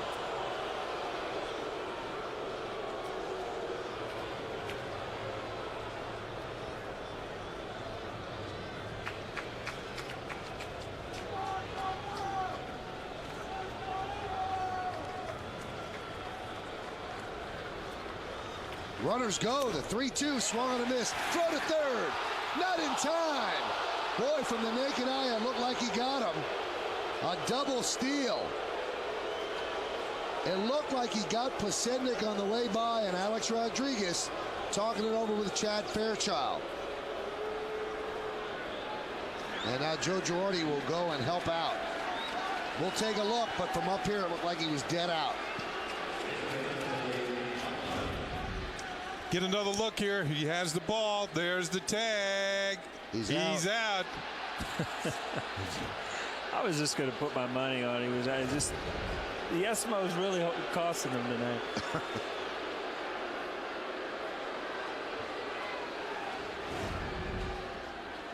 Throws kind of high, but A-Rod goes up and gets it back down just in time. Yeah, he's out. He got kicked in the head too. It's a tough play right there, because if you're A-Rod, you're receiving that throw, which is back into the runner.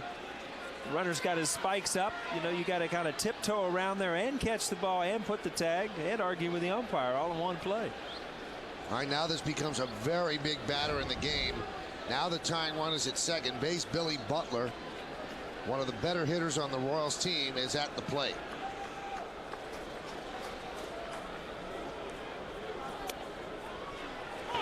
97. Good job. I think Billy Butler's been a good hitter ever since he came to the big leagues. I mean, and now he's got a little more experience, so it makes him even tougher.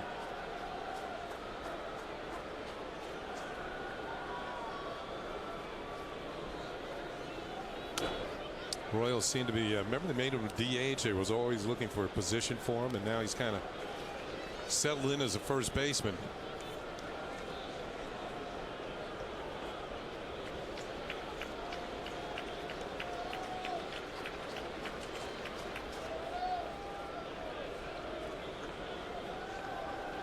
The 1-1.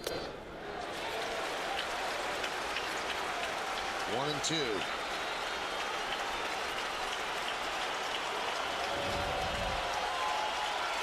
Java got away with the pitch. And another slider up in the zone, kind of hanging.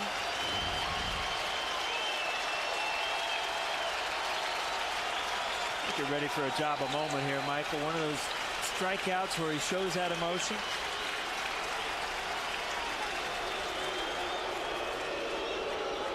He's been through a lot in the last couple of weeks, and this would be a big, big shot in the arm for him to come into a situation like that. A couple infield hits and get out of it. Keep the lead for CC Sabathia. Keep him in line for another win. Pasetnik is at third. Kendall is at second.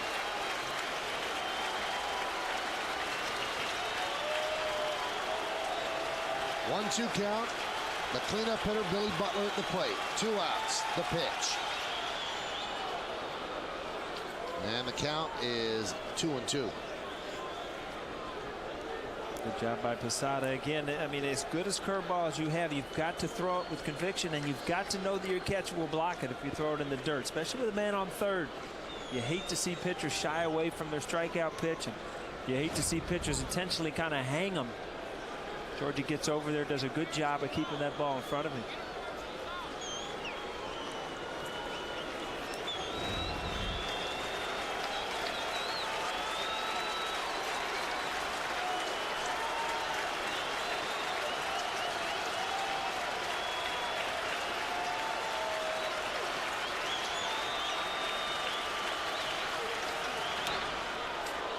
Stays alive.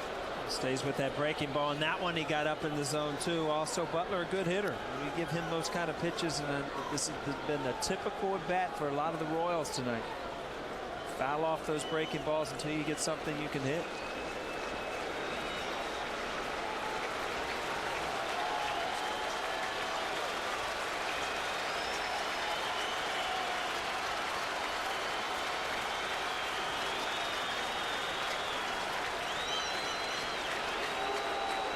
A lot on the line in this at bat, so Butler stepping out, Posada making trips to the mound. They want to make sure they get it right.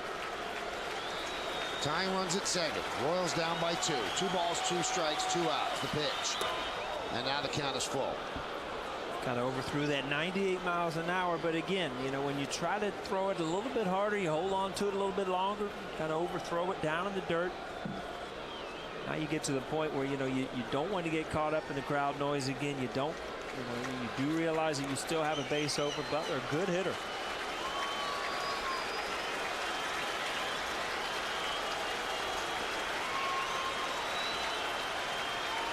And the 3-2. He checks his swing.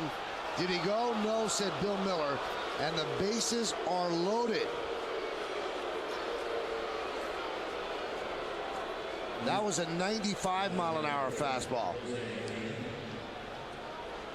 You know, Paul, these are the moments on the field as a player. You're standing in the outfield, the infield, your adrenaline's really flowing. You know the game can turn. It's on the line right here.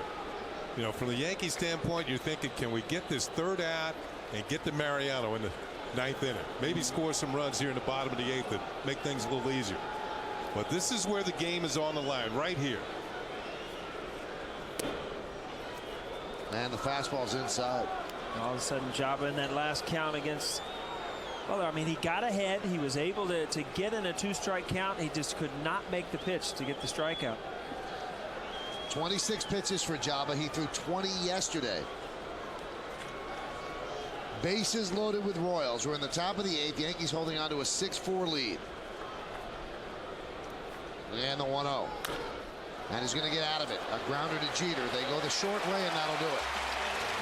So an eventful 8th inning, but no run scored. So Jabba builds a bridge to Mariano as we go to the bottom of the 8th. Yankees up by 2. Yankees 6-4 over the Royals as we go to the bottom of the 8th. New pitcher is Dusty Hughes, and he will face Marcus Timms.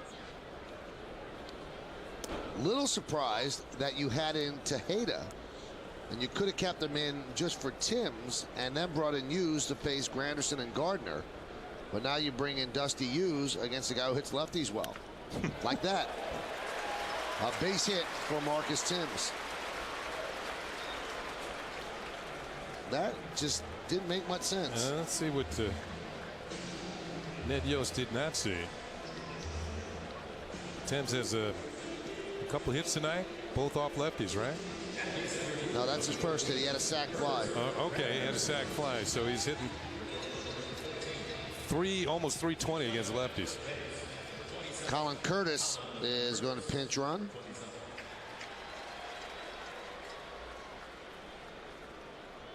And here's Granderson. And a bunt. And it is a beauty. And what a play. What a play by Butler, barehanding the toss from Hughes. They'll score that a sacrifice 1-3 as Curtis moves to second. Not only a tough flip, but a bare hand going away from you and find the bag. Good play all around. Good bunt. You see Hughes look to see where Butler was and realized that Butler wasn't going to do it as far as getting the ball, so he flips it to him as he gets back to the bag. And it'll go as a sacrifice for Granderson. moves the runner into scoring position. And that will bring up Brett Gardner. And that will bring out Bob McClure, the pitching coach.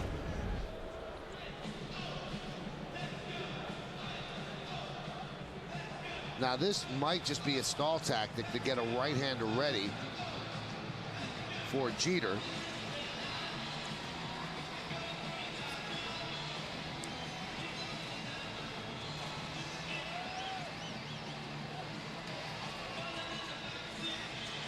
Hughes is the only lefty, and that is Blake Wood, who's been impressive.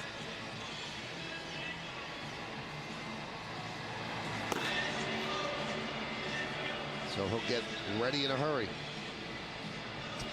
McClure just standing out there like he's at a company picnic, and finally Eric Cooper breaks it up.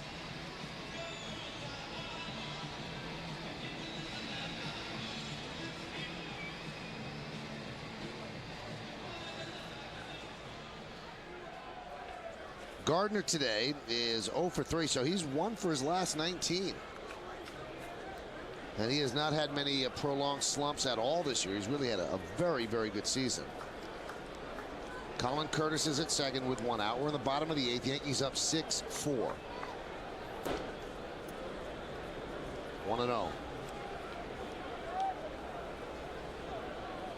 Well, anytime Brett Gardner gets into a slump, you have said he hasn't had any this year. I mean, his main focus should be shoot that ball to the left side. Anything left of the shortstop, anything right of the shortstop, if you're playing the position, he's going to be safe, especially against left-handed hitters. Stay up the middle to left center field.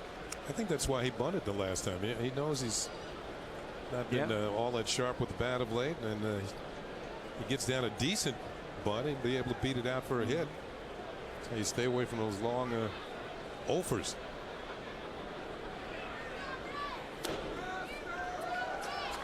Gardner's working the count 3-0. Gardner sees more pitches per at bat than any player in the American League. A lot of foul balls on 2 strikes. A lot of 2-strike hits. Yep.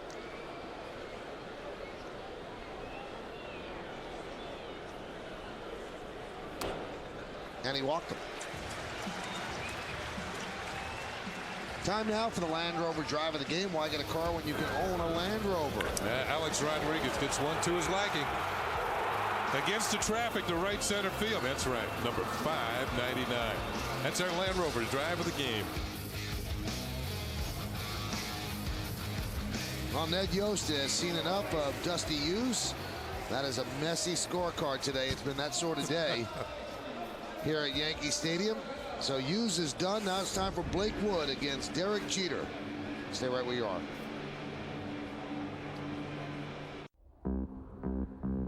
Feel closer to the road. In the more powerful, more responsive brain. Domino's ever show up to your front door, Michael? I think they know me personally. Once in a while. What's your pizza of choice, by the way? Emilio's in Westchester. I'm just talking about the type of pizza. Oh, just regular slice. Just regular slice. Regular slice. Here's Blake Wood against Derek Jeter. And the pitch is outside 1-0.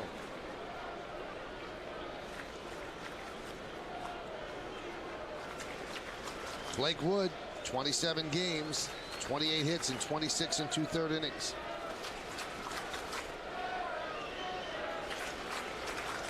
And the 1-0. Driven to right field. Bloomquist will make the play. Jeter hit it hard, but it's put away for the second out.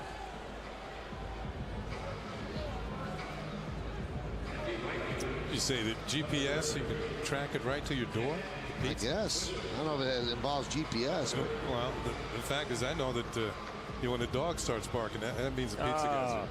Yeah, I got a dog that gets real tough every time the doorbell rings. I think Domino's been delivered more to my hotel rooms. Let's put it that way. It's not such a bad idea, you know.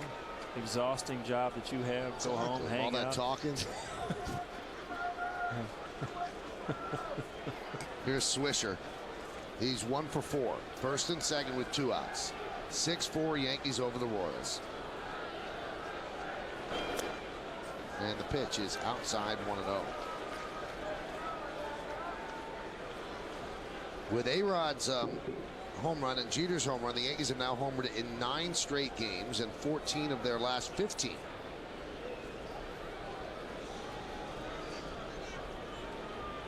The 1-0. Driven out to left field, deep, going back Pasednik, still back, turned the wrong way, it's over his head, and up against the wall. Curtis scores. Gardner scores. It's a 2-run double for Swisher, and the Yankees lead 8-4.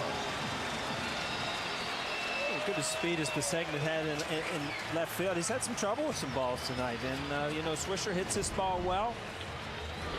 And he gets his feet mixed up. It's a long run to first base, where you don't know if that ball is going to drop or not. Can mean a good play or a couple RBIs, and in this case, Nick Swisher, you see that, fell, drove in a couple runs, big runs. The Yankees hitting the ball well to the opposite field tonight. That ball was scorched against the traffic. Here's Teixeira.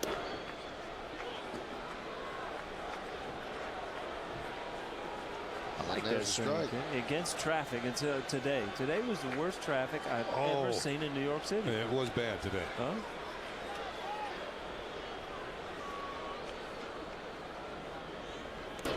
The thing is, why I'm sitting in traffic, I get to tune into Michael Kay. I listened to Michael today too. Can't get away from the guy. He's on radio, everything. Now, what station is that on? Oh yeah, 1050 ESPN. Yeah. You know what? I tell the driver, what's Michael Kay on? Because I forget every single day. And then you leave the game. I go. One night I went to the parking garage, and here's a picture of you there too. Pretty sad. The 1-1. 95-mile-an-hour fastball, 1-2. Why don't you write it down for him, Michael, so he won't forget them all. Michael Kay Show from 3 to 7, 1050 ESPN. Just in case you were wondering. Yeah. Alex Rodriguez is on deck, and he's sitting 1 home run away from 600. But Teixeira has to get on. A little twitch there by Eric Cooper. 96-mile-an-hour fastball to count 2-2. So the Yankees definitely have breathing room for the 9th inning. Very close. Came back over the plate, or close to back over the plate.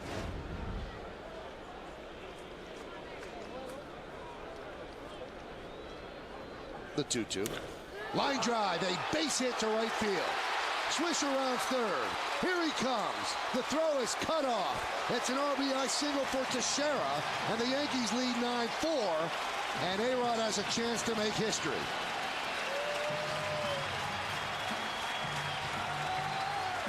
You see it. I mean, this is an exciting at bat. Mark Teixeira comes through, hits a bullet to right field. That's the first home run that A-Rod ever hit. That's the 500th home run. That's the 599th, all against the Royals. Yeah, wow.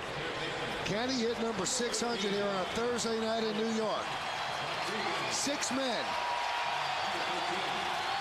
have hit at least 600 home runs. A-Rod trying to join that exclusive club. The crowd is standing. The count for 600 has come down to this. Runner on first. And the pitch from Wood. Outside 1-0.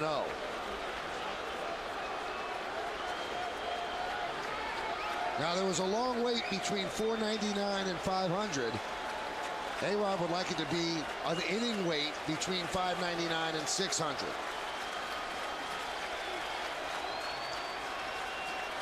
The 1-0. Check swing. This crowd is very aware of this milestone. There has not been that much buzz about it, but this crowd realized with that home run in the 7th inning that A-Rod now is very close to doing something very special. And this crowd will also make sure that that pitcher knows that he needs to throw strikes. Yeah, they'll boo him if he doesn't. Yep. And the 1-1. A-Rod's trying for it right there. 1-2. Flash bulbs going off. I just noticed that. Yeah. I thought there was some lightning in the area. But good pitch to hit. A little up in the zone.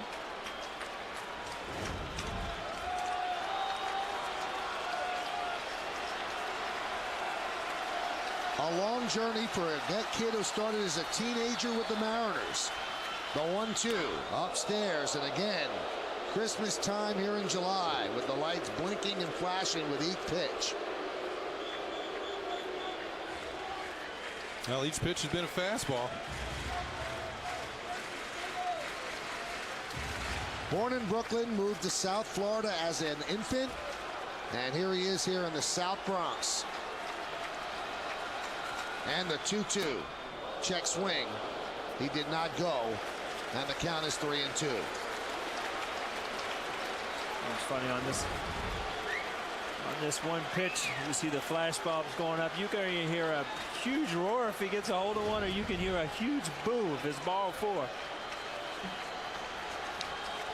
Teixeira will go 3-2, 2 outs. Yankees up 9-4. And the pitch. Grounded slowly down the third baseline, but the crowd cheers that it kicks foul. Now this crowd wants it to happen now because they might not be here tomorrow. That's right. So they've really got something invested in this. We got tickets for tomorrow, don't we, Mike? Yes, we do. We'll be here. I think I'll be in this seat.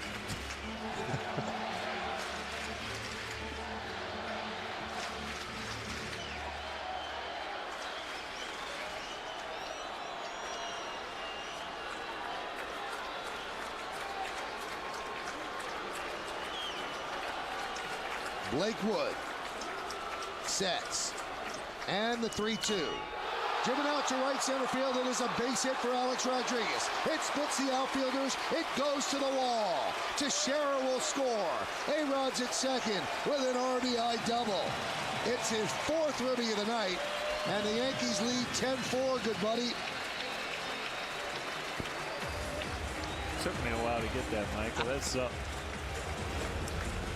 again, I mean, a home run on your mind, crowds up, got a good pitch to hit, stayed out in right center field, but he's done what he's done all year, and that's drive runs in. I mean, that's if you ask him the important thing he's done for this team this year, it's been drive-in RBIs, a piece of hitting. And he gets taken out of the game for Ramiro Pena. So A-Rod's night is over.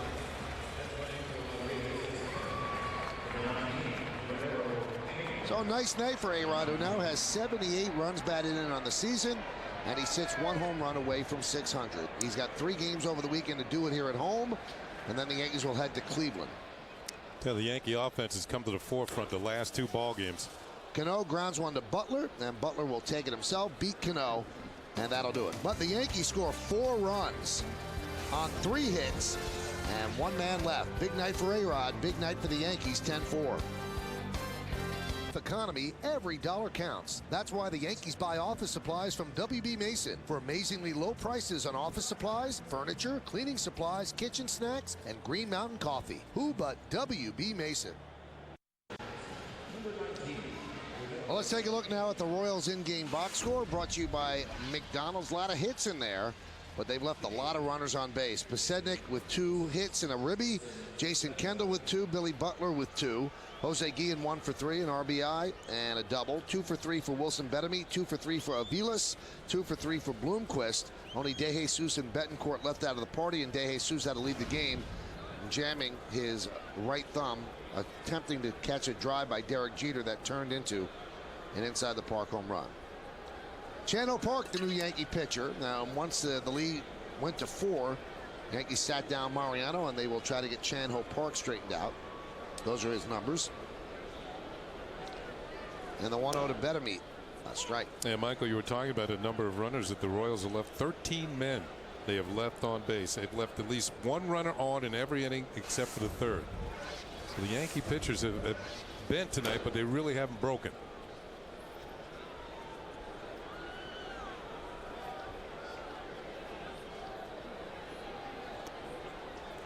Both teams, a lot of opportunities to score runs, and it just so happens that the Yankees, especially in the last few innings, have really capitalized on them. The Yankees have had 6 different batters driving a run tonight, of course, led by A-Rod's 4 runs batted in. Sounded like a broken bat, but a ground ball at Cano, and they get Bettamy for the first out. So he will finish 2 for 4 with a walk. And there's Ramiro Pena, who took over for A-Rod as a pinch runner. Incidentally, A-Rod has 24 RBIs in 17 games in July. Here is Mike Aviles, who is 2 for 4. Single, double, run scored, and 2 pop-ups to Teixeira. That one is driven out to center field. Granderson back. He's still back. He's there, and he makes the play for the second out.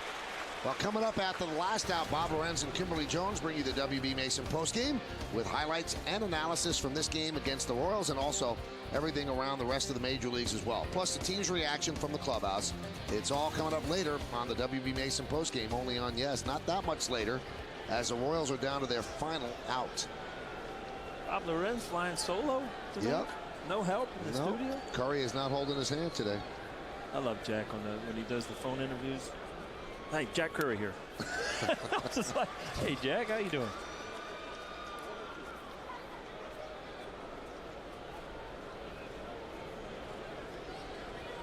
Count 0-1 on Bloomquist. 2 for 3 tonight. The 0-1 is inside. Yeah, from a Royal standpoint, Michael, this is kind of one of their typical type ball games. They hit a lot. They've got 13 hits tonight. But they give up a lot of runs. They got the second worst team ERA in the league. Only Baltimore's worse. So they are involved in some high scoring affairs.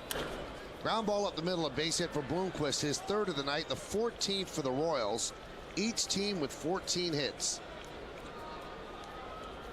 Yesterday, each team had 15 when the Angels were in here. I've seen a lot of hits. Yeah. I've only been here 3 days, and I've seen a lot of hits.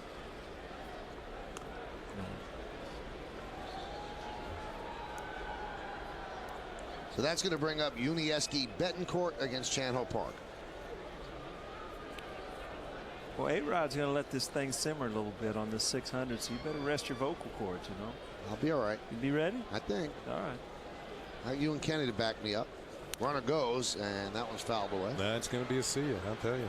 Can't think of a better time. Friday night in Yankee Stadium tomorrow, right? Another big crowd. Sure. Hot night. High humidity. Ball flying. And you can see it right here on Yes. Everything begins at 6 o'clock with the BP show. And the boss is going to be watching. Runner goes, no throw. He will take second. Fans getting some pictures with the boss there. Was that what they were doing? Yeah.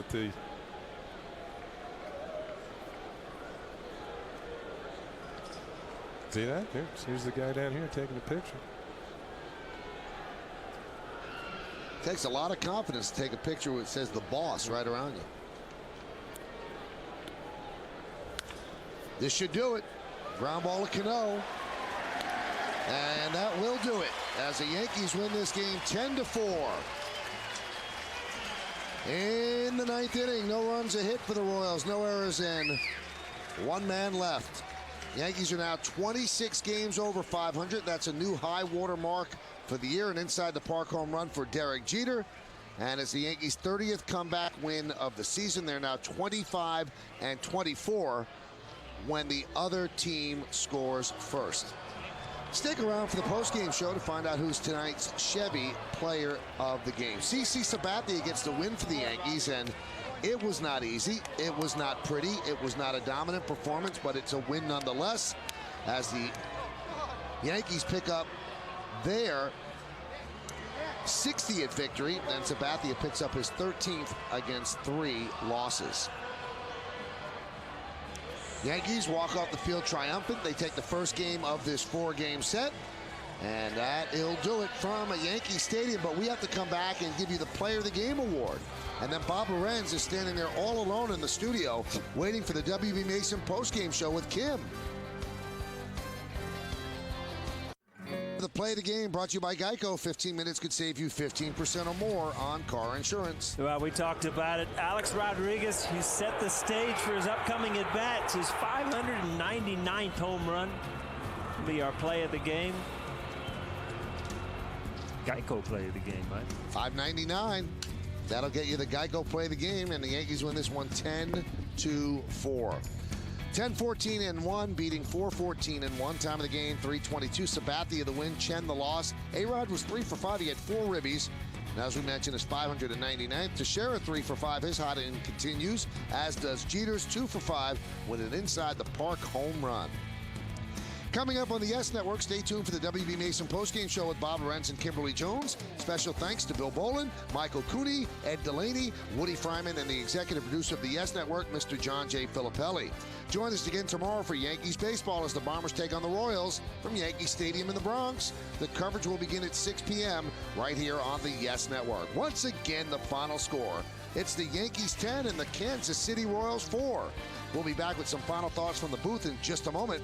But for now, let's go to Bob Lorenz, standing alone in our Yes Network studios. Bob?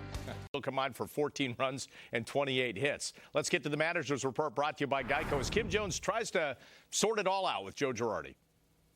Joe, kind of a crazy game, a lot going on. Where do you start? I'd like to know if there was a full moon. Couldn't tell with the cloud cover, but I mean, there were just a lot of interesting things that went on in this game. We catch a break in the first inning, we get the out at second before Guillen scores, and then we battle back, and then we give him a run, and then we get some big hits late. I mean, it was just an interesting game. Does CC continue, especially tonight, to define ace by battling like he did? He gives up 11 hits. Yes. But never gives up big damage. Right. He was able to, pretty much shut the door after the second inning. I mean, he had given up 7 hits in the first 2 innings. That's a lot of hits for CC in a game, in a sense, a lot of times. So, I mean, he found a way to get it done tonight, and that's the mark of a good pitcher. Jorge, an interesting decision going to third there, and then nearly a bad throw to first. Did you talk to him, or what did you see? I mean, he's fine. At times as players, we're going to make reads that are incorrect. His idea is to hold the guy there, and obviously he saw a bigger lead than maybe there was. And Bloomquist is fast, and he checked him, and he blocked the ball, and he did what he was supposed to do. Sometimes you just make reads that are incorrect. Alex has 24 RBIs this month. Does that kind of put to rest any worries you have that he's pressing and trying to get this milestone accomplished, given that he's so productive? Yeah, I mean, he's been really productive through all this. And it was nice to get 599 for him tonight. I mean, that's a big run for us to make it 6-4 there and give us a little breathing room. And then we kind of broke it open. But, I mean, he's been really good. I mean, he has been really good for us in RBI situations. Sweeney. Joe, the pressure of that milestone doesn't really begin until he gets to this point. So yeah. What do you expect? Well, I hope it happens tomorrow. I hope he gets it out of the way, early, so we don't have to talk about it.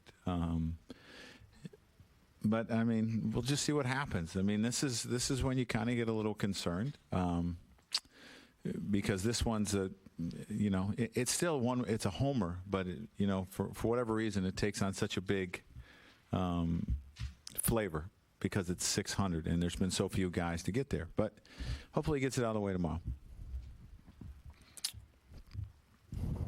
Anthony. Will he DH tomorrow? I don't know. I haven't made the lineup yet. At some point I'm going to DH him. Will it be tomorrow? I can't tell you that. I don't really know yet. Wally. Joe, you say you hope he gets it tomorrow so you don't have to talk about it, but I mean, is it really your concern having to talk about it, or the fact that he might press and not hit? Not for me, for him. That he'll be answering questions about when is it going to happen? Do you think tonight's the night? That he'll press a little bit. I mean, that's what I worry about. Not me talking about it. I mean, do you think that him talking about it will cause him to press? I don't know. I mean, only time will tell. We're going to see. I don't know how long it took him to go from 499 to 500. I don't know how many days. 28 at-bats.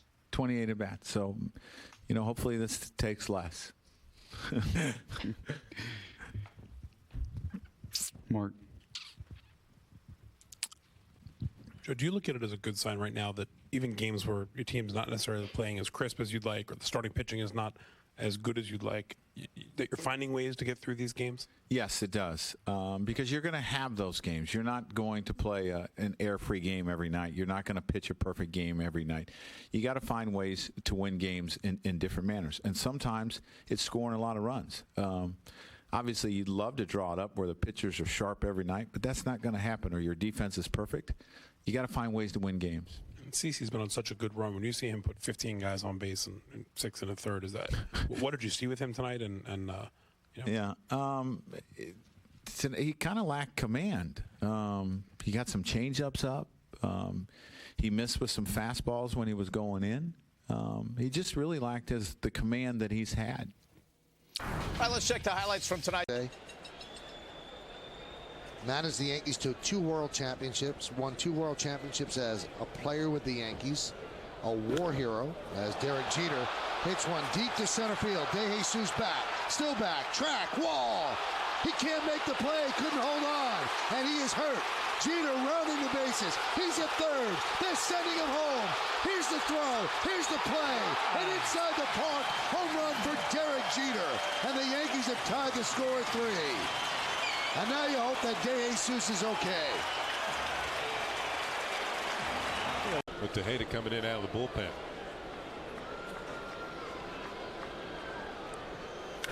That one's driven deep to right field. Going back, Bloomquist. See ya! Home run number 599 for Alex Rodriguez. And the Yankees now lead by 2.